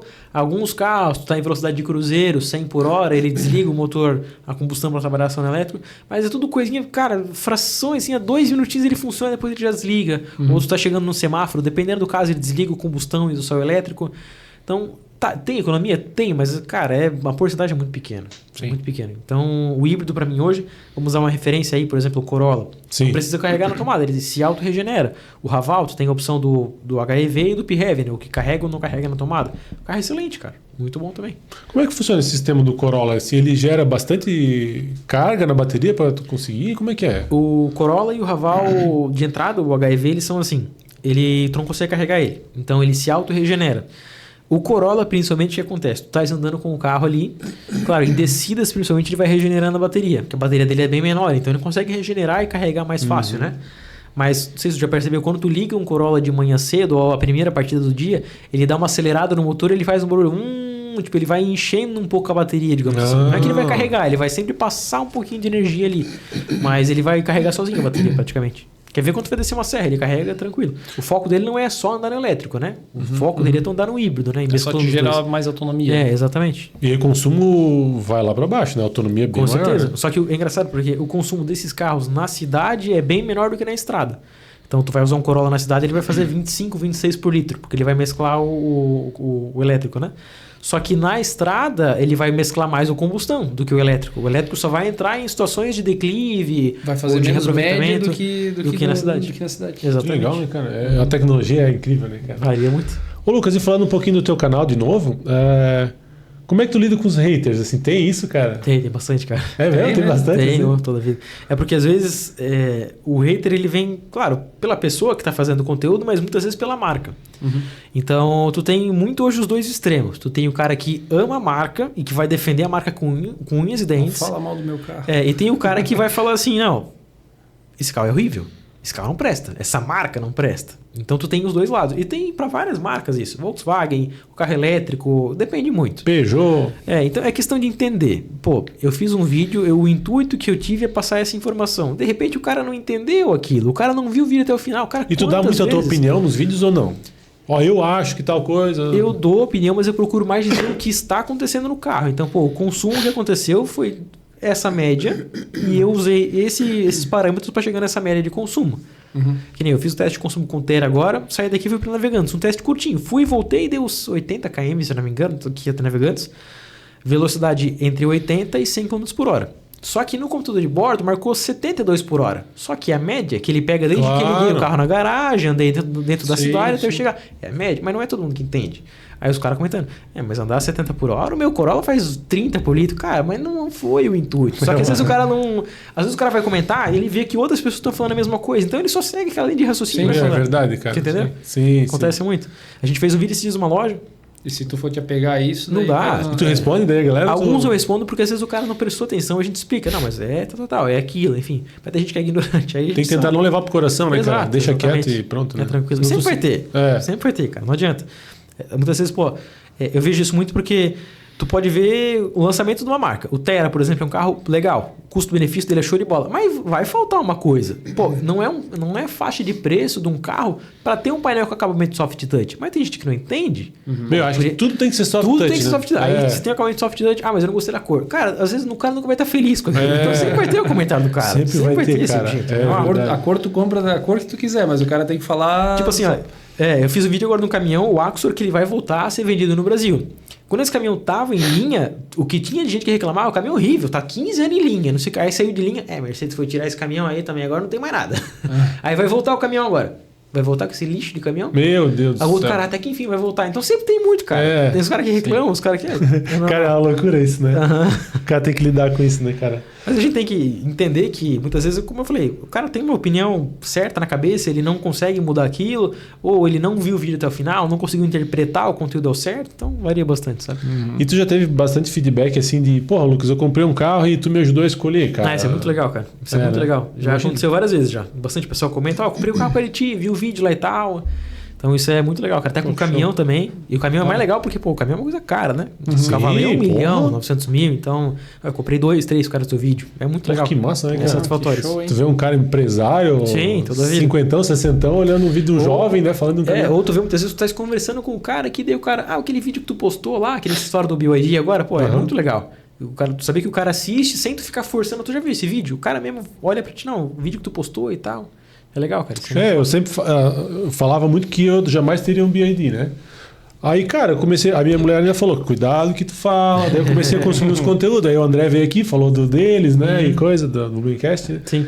Aí, eu falei pra minha mulher, é um carro interessante o híbrido, né? Não era tu que falou que não jamais ia ter um chinês? Tem um som cara, mas eu mudei, eu mudei minha opinião, porque eu aprendi. Sim. E eu pensei, não pode ser fechado naquilo, né? Um mini Dolphin para mim como segundo carro seria perfeito. Eu faço todo dia um trecho Gaspar Blumenau. Sim. Pra vir trabalhar, volto. E quando tu vai no trabalho, tu não sai com o carro? Tu sai com o carro da loja, se for o caso. Tu vê, tem um colega meu, ele tem um carregadorzinho lá dentro da oficina. Exato. Meu Deus, tu usa também? Tem um colega meu que ele é bem raiz. Ele tem um Jetta 2.5 na garagem e o mulher dele tem um Tiguan. O alemão ainda, já alemão. Exato. Daí eu nunca imaginei que ele iria falar do Dolphin. Daí eu falei, vou pegar um Dolphin Mini. Traz aí, cara, dá uma olhada no carro. Olha aí, cara. Daí fomos dar uma volta, aí eu comecei a falar e tal. Esse aqui pra mim é bom, né? Pra minha mulher usar ou pra mim usar. Cara, então com o tempo a gente vai mudando, sabe? A percepção. Sim. Muda bastante. E como é que é a cavalaria do Dolphin? Tem 75 cavalos. Por mais que ele é elétrico, tem o torque instantâneo, não é um carro que vai andar. Então, sim, o 0 a 100 dele é em 14, 15 segundos, ele vai demorar. Só que tu tá andando ali 50 por hora, tu deu aceleração, pra ele chegar em 70 é rapidinho. Então ele tem essa agilidade no dia a dia. Mas, tu chegou em BR ali, tu passar de 100 por hora com ele é um parto. Tem que acelerar e tal. Isso que eu ia te perguntar, como é que é a retomada e coisa? Não, ele demora. Tipo assim, se tu usar no modo eco, ele não passa ele 100 por hora, ele limita. Aí tu bota no modo normal ou esporte, ele até vai, mas, cara, ele passar de 130, ele demora demais. Demora bastante. Entendi. É o carro pra cidade. Mas é o foco do carro. Agora, se tu pega o BYD Seal aí, que tem 450 cavalos, aí, cara... Aquele que tem pra vender lá. A gente tá com RAM lá na loja. A General tem que andar com esse carro, hein, cara? Esse carro é legal, tu vai gostar dele. Legal. É muito show. Tem que dar uma volta com esse carro aí, né? Que ano que é o de vocês? 24. 24? O da General tem 23. 6 mil quilômetros. O da General tem 23 com 12 mil km, se eu não me engano. O carro é fantástico, cara. Que ele tem atrás, não sei, acho que de vocês também deve ter o assento do meio, ele abaixo, ele tem uma telinha. Muito legal. Esses carros são fera, né, cara? O acabamento... Não, é digno. Só que daí esse carro entra num ponto. É um carro caro, não sei quanto é que estão pedindo de vocês. Vai 369. É a média desse carro. 350, 369. Isso. Cara, nessa faixa de preço, tu vende já carro prêmio. Então tu vai ver que, é o preço de uma Land já, é o preço de uma BM. Sim. Então o cara tem que realmente, eu quero o BYD, querer sabe? mesmo comprar um BYD, exatamente. Tem uns carros que mudam, assim, Civic, vamos lá, eu acho muito bonito o Civic. É G10 o último agora? G10. O último não, é o G11, desculpa. Agora. O G11 tu não vê, cara, quase, né? Eu vi um ontem e caramba, difícil ver um carro desse. Eu tinha visto, claro, mas... é o último ali que daí eles pararam, teoricamente, o Civic não vai mais ser fabricado, depois voltou, né? Ficou meio... Ele é um carro importado, né? Isso. Ele me lembra muito o Azira, cara. O Azira, o Accord, que é o carro. Isso. É que a estratégia da Honda, o que foi fazer? Esse carro é híbrido, mas ele tem um sistema EHEV, um sistema um pouco diferente, tipo como se o combustão que gerasse energia para o elétrico, um sistema fantástico, é muito legal. Só que era uma tecnologia, eu não vou dizer primorosa no Brasil, porque já tinha a Honda com outros carros assim, o CR-V, se eu não me engano. Só que era um carro muito caro. Então chegou, não lembro o preço dele ao certo, mas sei lá, 30% mais caro do que um Corolla. E o cara que comprava Civic, ele sempre olhava o Corolla para ver essa faixa de preço, que compensava mais um Cruze, de repente. E tu imagina um carro que é 30% mais caro, pô, é de se assustar. Aí já é um preço de tu pegar, de repente, um A3, um A4 da Audi, uma coisa seminova. E só tem com essa tecnologia? Tem, aí depois, só essa tecnologia. Aí, eu quero um combustão normal, já não tem. Só esse. É por isso, aí perde posicionamento, né? E aí esse carro é importado também. Até a intenção da Honda não era fazer volume com esse carro. A intenção da Honda era trazer o carro com margem boa, eles ganharem dinheiro e não ficar vendendo o Civic a rodo que nem vendia antes. Sim. Só que, pô, é um carro bem específico. Ficou uma coisa mais específica. Muito. Aí o cara já vai talvez para uma 320 usada. Exatamente, era uma faixa de preço. E não era longe, cara. Ele pegava pois é. Esse carro? Eu te menti, cara, não lembro de cabeça. 200 e poucos. Mas era... 265? 265, olha aí, não, aí já abre um leque grande. Então, se ele for ver se ele for lançado por, sei, 249, aumentou 15 mil aí em um ano e pouco, mais ou menos. Por isso tu vê pouco na rua, né? O Corolla Top, se não me engano, acho que é 210. Então, coisa assim. Tu vê, e o Civic G10 já tem um monte, né, cara? Sim, o Civic G10 foi sucesso, cara. Foi febre. Cara. Eu lembro quando veio, eu olhava e não gostava. Hoje em dia eu acho lindo. 269, aí tu já compra 320 M Sport 21. Né? Mais? 23, 20. Olha aí, ó. O M Sport, cara, já é com cinto coloridinho ali. Já tem um Mzinho ali na porta, já dá um respeitozinho. Já pode botar a chave em cima da mesa com o logozinho M do lado. Já faz uma balaca, né? Isso. É verdade. Cara, então... aí o cara bota na balança, né, cara? E, cara, tem muito carro disponível hoje, né? Tem. É o que a gente falou antes, tem muita variedade, cara. Muita variedade. O mercado... Quer ver de SUV? SUV na faixa de 200 mil, meu amigo, que tem de opção aí, 250 mil, rapaz. De BYD, GAC, GWM, as marcas tradicionais agora. Tu pode pegar um Premium, semi-novo, tem muita variedade. É verdade. Então, o cara até se perde um pouco, sabe, do que escolher. É verdade. Ô Lucas, e como é que tu vê o cenário de vendas hoje de carro? Assim, o Theo dele também pode falar um pouco pra gente. Mudou muito, né, cara? Assim, eu tô desde 2017 mexendo com isso. Sim. Tu vê, cara, vinha uma tocada, veio pandemia, explodiu, os preços foram lá para cima, a demanda de carro, e daí agora tá difícil vender, tá mais trabalhoso vender, né, cara? Eu sempre questiono pro pessoal das lojas que vai tendo, como é que tá as vendas? Como é que tá indo? Geralmente o zero é um pouquinho diferente do seminovo, às vezes o zero tá vendendo um pouquinho mais, acho que o Dani vai saber responder pra gente também, mas eu atendo o Vale Auto Shopping também, e é interessante porque de uns anos pra cá mudou demais o comportamento do Vale Auto Shopping. Antigamente, era sexta, sábado, domingo, os dias que o Vale Auto Shopping bombava, vendia, cara, 10 carros no final de semana. Porque o pessoal ia até o Vale Auto Shopping, olhava, tinha várias lojas para olhar, vários carros. Só que hoje o pessoal já não é assim. Isso. Então o cara vai comprar um carro, o cara vai olhar na internet, vai olhar num site, enfim. Isso. E já tem uma certa certeza de se ele vai ver aquele carro ou não. Muitas vezes o cara nem vê o carro para comprar. Verdade. Mas o cenário que a gente tá passando hoje, geralmente, tu sabe, junho e julho é um mês um pouco mais atípico, mas agora, pelo que o pessoal me conta, tá um mês um pouco mais fraco. Assim, tá mais travado. Tá bem parado, cara. O que a gente tem percebido, assim, que geralmente, eu falei pro Denis essa semana, as segundas quinzenas dos meses tem aquecido um pouco, assim. Final do mês, assim, né? O carro popular eu acho que não é tanto, assim, mas o carro mais premium, as caminhonetes, a gente sente um pouco, né? Segunda quinzena, geralmente... O que eu penso? Vamos pensar num cenário. O cara, a maioria é empresário. Eu ia falar. E o recebimento, geralmente... Pagou funcionário, pagou imposto. Cara, beleza. Agora vou ver alguma coisa pra mim. Repara em shopping. Pode reparar em shopping depois do dia 15 ou 20. Como tu vê mais carro premium. Não é regra, mas é uma coisa que tu tende a ver mais, assim, sabe? E também, assim, o Lucas também tá dentro de loja, sabe disso, assim... É muito do vendedor também, né, cara? Também. Postura de vendedor, disponibilidade para atendimento, ser um cara realmente ativo, ir para cima do negócio. Eu vou te falar que assim, eu posso falar com propriedade porque eu sou vendedor de carro e eu não tô para passar pano só para a classe, né? Só que, cara, o vendedor de carro, muitos ainda, a grande maioria tem um problema sério que é o seguinte: o vendedor de carro ele é um cara que ele acha que ele sabe tudo. E ele não tem mais o que aprender. Esse é o maior erro. Né? Tu tem que estar aprendendo algo todo dia. Sim, e tudo muda, né? E como hoje a venda está muito digital, eu acho que a maior dificuldade que eu percebo assim que as pessoas estão encontrando é tu quebrar o gelo com o cliente, porque tu não tá falando com o cara a cara, tu tá falando pelo celular. Sim. E aí tu quebrar esse gelo com o cara para trazer ele pro teu lado, talvez é o que o pessoal tá enfrentando às vezes um pouquinho de dificuldade.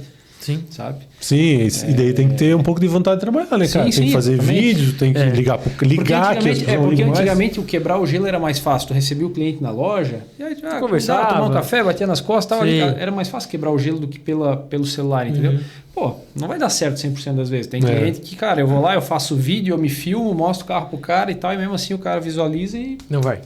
Mas tu tem que fazer isso recorrentemente, né? Sim. E às vezes, como eu te falei, o vendedor, e eu posso falar isso porque eu sou vendedor. Sim. O pessoal às vezes negligencia muito isso. E mercado também, o Lucas deve perceber isso também. O vendedor, ele virou muito refém de lead, cara. Sim. Se não tem lead, o cara fica perdido, velho. Ou lead quente. Lead quente. Todo mundo quer o lead quente, cara. É assim também, né, cara? Sabe, trabalha com tráfego também. Tem colega que também trabalha. Cara, só quero lead quente. Como assim? Não existe. Lead quente é tu que faz, né? Também. E isso uma frase coisa importante. E mudou muito, assim. Final de semana passando lá na 470. Agora tá muito comum lá na 470. A mesinha bistrô. Os vendedores sentadinhos embaixo do balãozinho lá, né, cara? Aí eu fico pensando, os caras ficam... Domingo, por exemplo, que já é um dia que não para ninguém lá. Durante a semana já tá ruim de parar lá. Então caiu muitas vendas de porta de loja por causa disso. O vendedor, ele fica lá, cara, no celular, no Instagram, vendo porcaria e tal, e besteira. Esses caras não tiram nem 15 minutos para gerar um conteúdo. Então ele fica lá esperando alguém que não vai vir, ou que se vai vir é uma pessoa no dia, e ele não tira 15 minutos para fazer um conteúdo que pode atingir 50 pessoas. Que seja 50, tá começando a audiência do cara. São 50 pessoas, lá na tua loja não foi às vezes. Muitas vezes um status do WhatsApp. Pô, tu vai ter o número do cara... eu vou comprar o carro dele e vou ter o número dele salvo. Muitas vezes vou olhar o Instagram dele e tal. Então, pô, às vezes tu vê um carro ali, faz toda a diferença. É isso aí. Toda a diferença. E não é difícil, né, Dani? Não, cara, não é difícil. O que eu vou te dizer assim, ó, pra quem tá... Às vezes eu me pego nessa seara aí. A gente tá engolido pela rotina, às vezes. Né? Às vezes tu é engolido pela rotina. E só que, cara, tu precisa... Tem que se coçar, né? Se coçar, porque senão, meu amigo... Fica pra trás, né? Fica parado. Exatamente. E a gente vê muito isso hoje, cara. Eu vejo nas lojas que eu atendo. O cara que vai lá, faz vídeo e tal. Muitos vendedores falam, quando eu tô lá, tu faz o vídeo do carro pra mandar pro cliente? Então tu vê que o cara já tá pensando mais, sabe? Tem gente que não dá bola, tem gente que né, faz um vídeo lá, manda pro cliente. E até o Edson teve com vocês aqui, que foi um gerente na Audi. Eu vi aquele vídeo que vocês fizeram dele, falando do vídeo específico pro cliente. Cara, isso é muito legal. Faz toda a diferença. Cara, eu nunca me esqueço antes... Poxa, isso foi antes de pandemia. Vou te falar aí, 2018... 2019, e eu trabalhava no Valeu Shopping, lá com o Diego, no Brasil Car. E eu lembro que a gente começou já meio que fazer esse negócio de vídeo e tal, não criar conteúdo, mas de tu filmar o carro pro cliente, né? Mandar para ele. E eu lembro de uma vez que isso me marcou muito, eu vendi um carro porque o cliente era um pouco mais de longe, e eu levantei o carro no elevador para ele, fiz o vídeo, Olha aí, cara. embaixo do carro. Cara, o carro assim e tal. Ele disse, porra, cara. Ele comprou o carro e falou assim, porra, eu nunca comprei um carro desse jeito, nunca tive um atendimento assim. Pô, tu me atendeu como se a gente estivesse próximo aqui pelo celular, que legal, cara, e tal. E aquilo marcou o cara e me marcou também. Eu digo, porra, olha aí. Né? Isso faz quanto tempo, mais ou menos? Tu lembra? 2019. Tu vê? Foi quando começou 2018, essa coisa, 2019, né? Sim. E aí 2020, quando deu a pandemia, daí mesmo que o negócio... Deslanchou, né, cara? Né? Internet e tal, de tu trabalhar pela internet. Mas... Aí tu foi pro Premium, né? Depois ali de 19, 20 ali, né? 2020 eu fui pra Land e aí estourou a pandemia, eu fui demitido. Sim, depois agora tu voltou, né? Tava na experiência ainda, todo mundo foi... Mas ali, aí depois dali pra loja de carro premium, depois... Foi subindo, né? Enfim. Legal. Mas isso, muda muito, cara. Porque é aquilo, muitas vezes tu vai comprar um carro premium. Às vezes o cara quer uma Discovery com aquele interior, aquela quilometragem, e não tem. O cara mora no Mato Grosso. E, o cara quer o teu carro. Verdade. Olha como faz diferença. Tu pode confiar aqui na Top Car, aqui e tal. O carro é X, é bonito, tem qualidade. Sim. Faz toda a diferença. Eu vendi o terceiro carro para um cliente que eu vou entregar sexta ou segunda-feira, vai depender. Eu não conheço o cara ainda pessoalmente. Olha aí, cara. Tu vê? Ele compra e tu manda o carro. Compra, às vezes ele tem um parceiro lá de guincho que manda o carro, ele manda o cara vir buscar o carro na loja. Eu não conheço o cara pessoalmente ainda. De onde ele é? Ele é de Itajaí. Olha só, a gente não tá tão longe. Tá perto. Ele é de Itajaí. Eu até falei, qualquer hora dessa tem que passar aí na tua empresa para tomar um café. Disse, vem, pô, a gente não se conhece ainda pessoalmente e tal, mas tu vê. Sim. Tudo pela internet, vídeo do carro. Terceiro carro em menos de um ano. Sim. O Dani, abrindo um parênteses aqui, né? Até teve uma vez que a gente trabalhava junto numa loja de carro premium, que tu também vendeu um carro para um Mato Grosso, acho que foi, que o cara até uma bike foi junto no negócio, né? Sim, cara. Eu lembro dessa história. O cara comprou uma Range Rover Sport e ele aproveitou a deixa para, eu tô comprando uma bike, ele era ciclista e tal, de um cara aí de Indaial, tu não me dá um auxílio? Daí eu fiz contato com o cara, embalamos a bike em papel bolha, jogamos dentro do carro e mandamos... Que massa, cara. Eu lembro Ficou mais dessa contente história. com a bike do que com o carro. Geralmente Hobby, é assim, né, cara? Geralmente é assim, cara. Que legal, cara. Gente, eu acho que é isso, né? É isso aí. Vamos se bandear. Obrigado pelo convite, senhores. Foi Lucas, legal obrigado mesmo. A gente vocês. que agradece, Show de bola. Conteúdo riquíssimo. Show de bola mesmo. E parabéns aí, porra. Muito obrigado.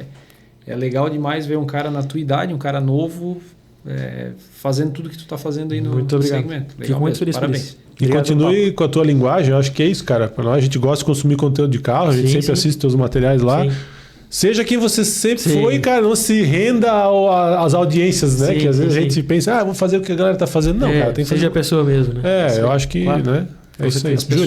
As pessoas vão se aproximar e se afastar pelo mesmo motivo, né? Então, é isso aí. Você manter a tua essência, né? É isso aí. Perfeito. Júlio, deixa um recadinho pra nós ali. É isso aí. Se você gostou desse episódio, já deixa seu like, compartilha com todos os seus amigos e familiares e também já se inscreve em nosso canal e ative o sininho da notificação. É isso aí. Segue lá o Curiosidade Automotiva, né? No Instagram, no Instagram, no YouTube. Isso. Pesquisando lá já encontra. Já vai aparecer. Primeiro. É isso aí. Dani, aquele recadinho final. É isso aí, galera. Muito obrigado a todos vocês que ficaram até aqui com a gente. Esse foi o Tudo Alescast, um lugar onde a gente fala de tudo, até parece podcast. Valeu, galera. Abraço. Valeu.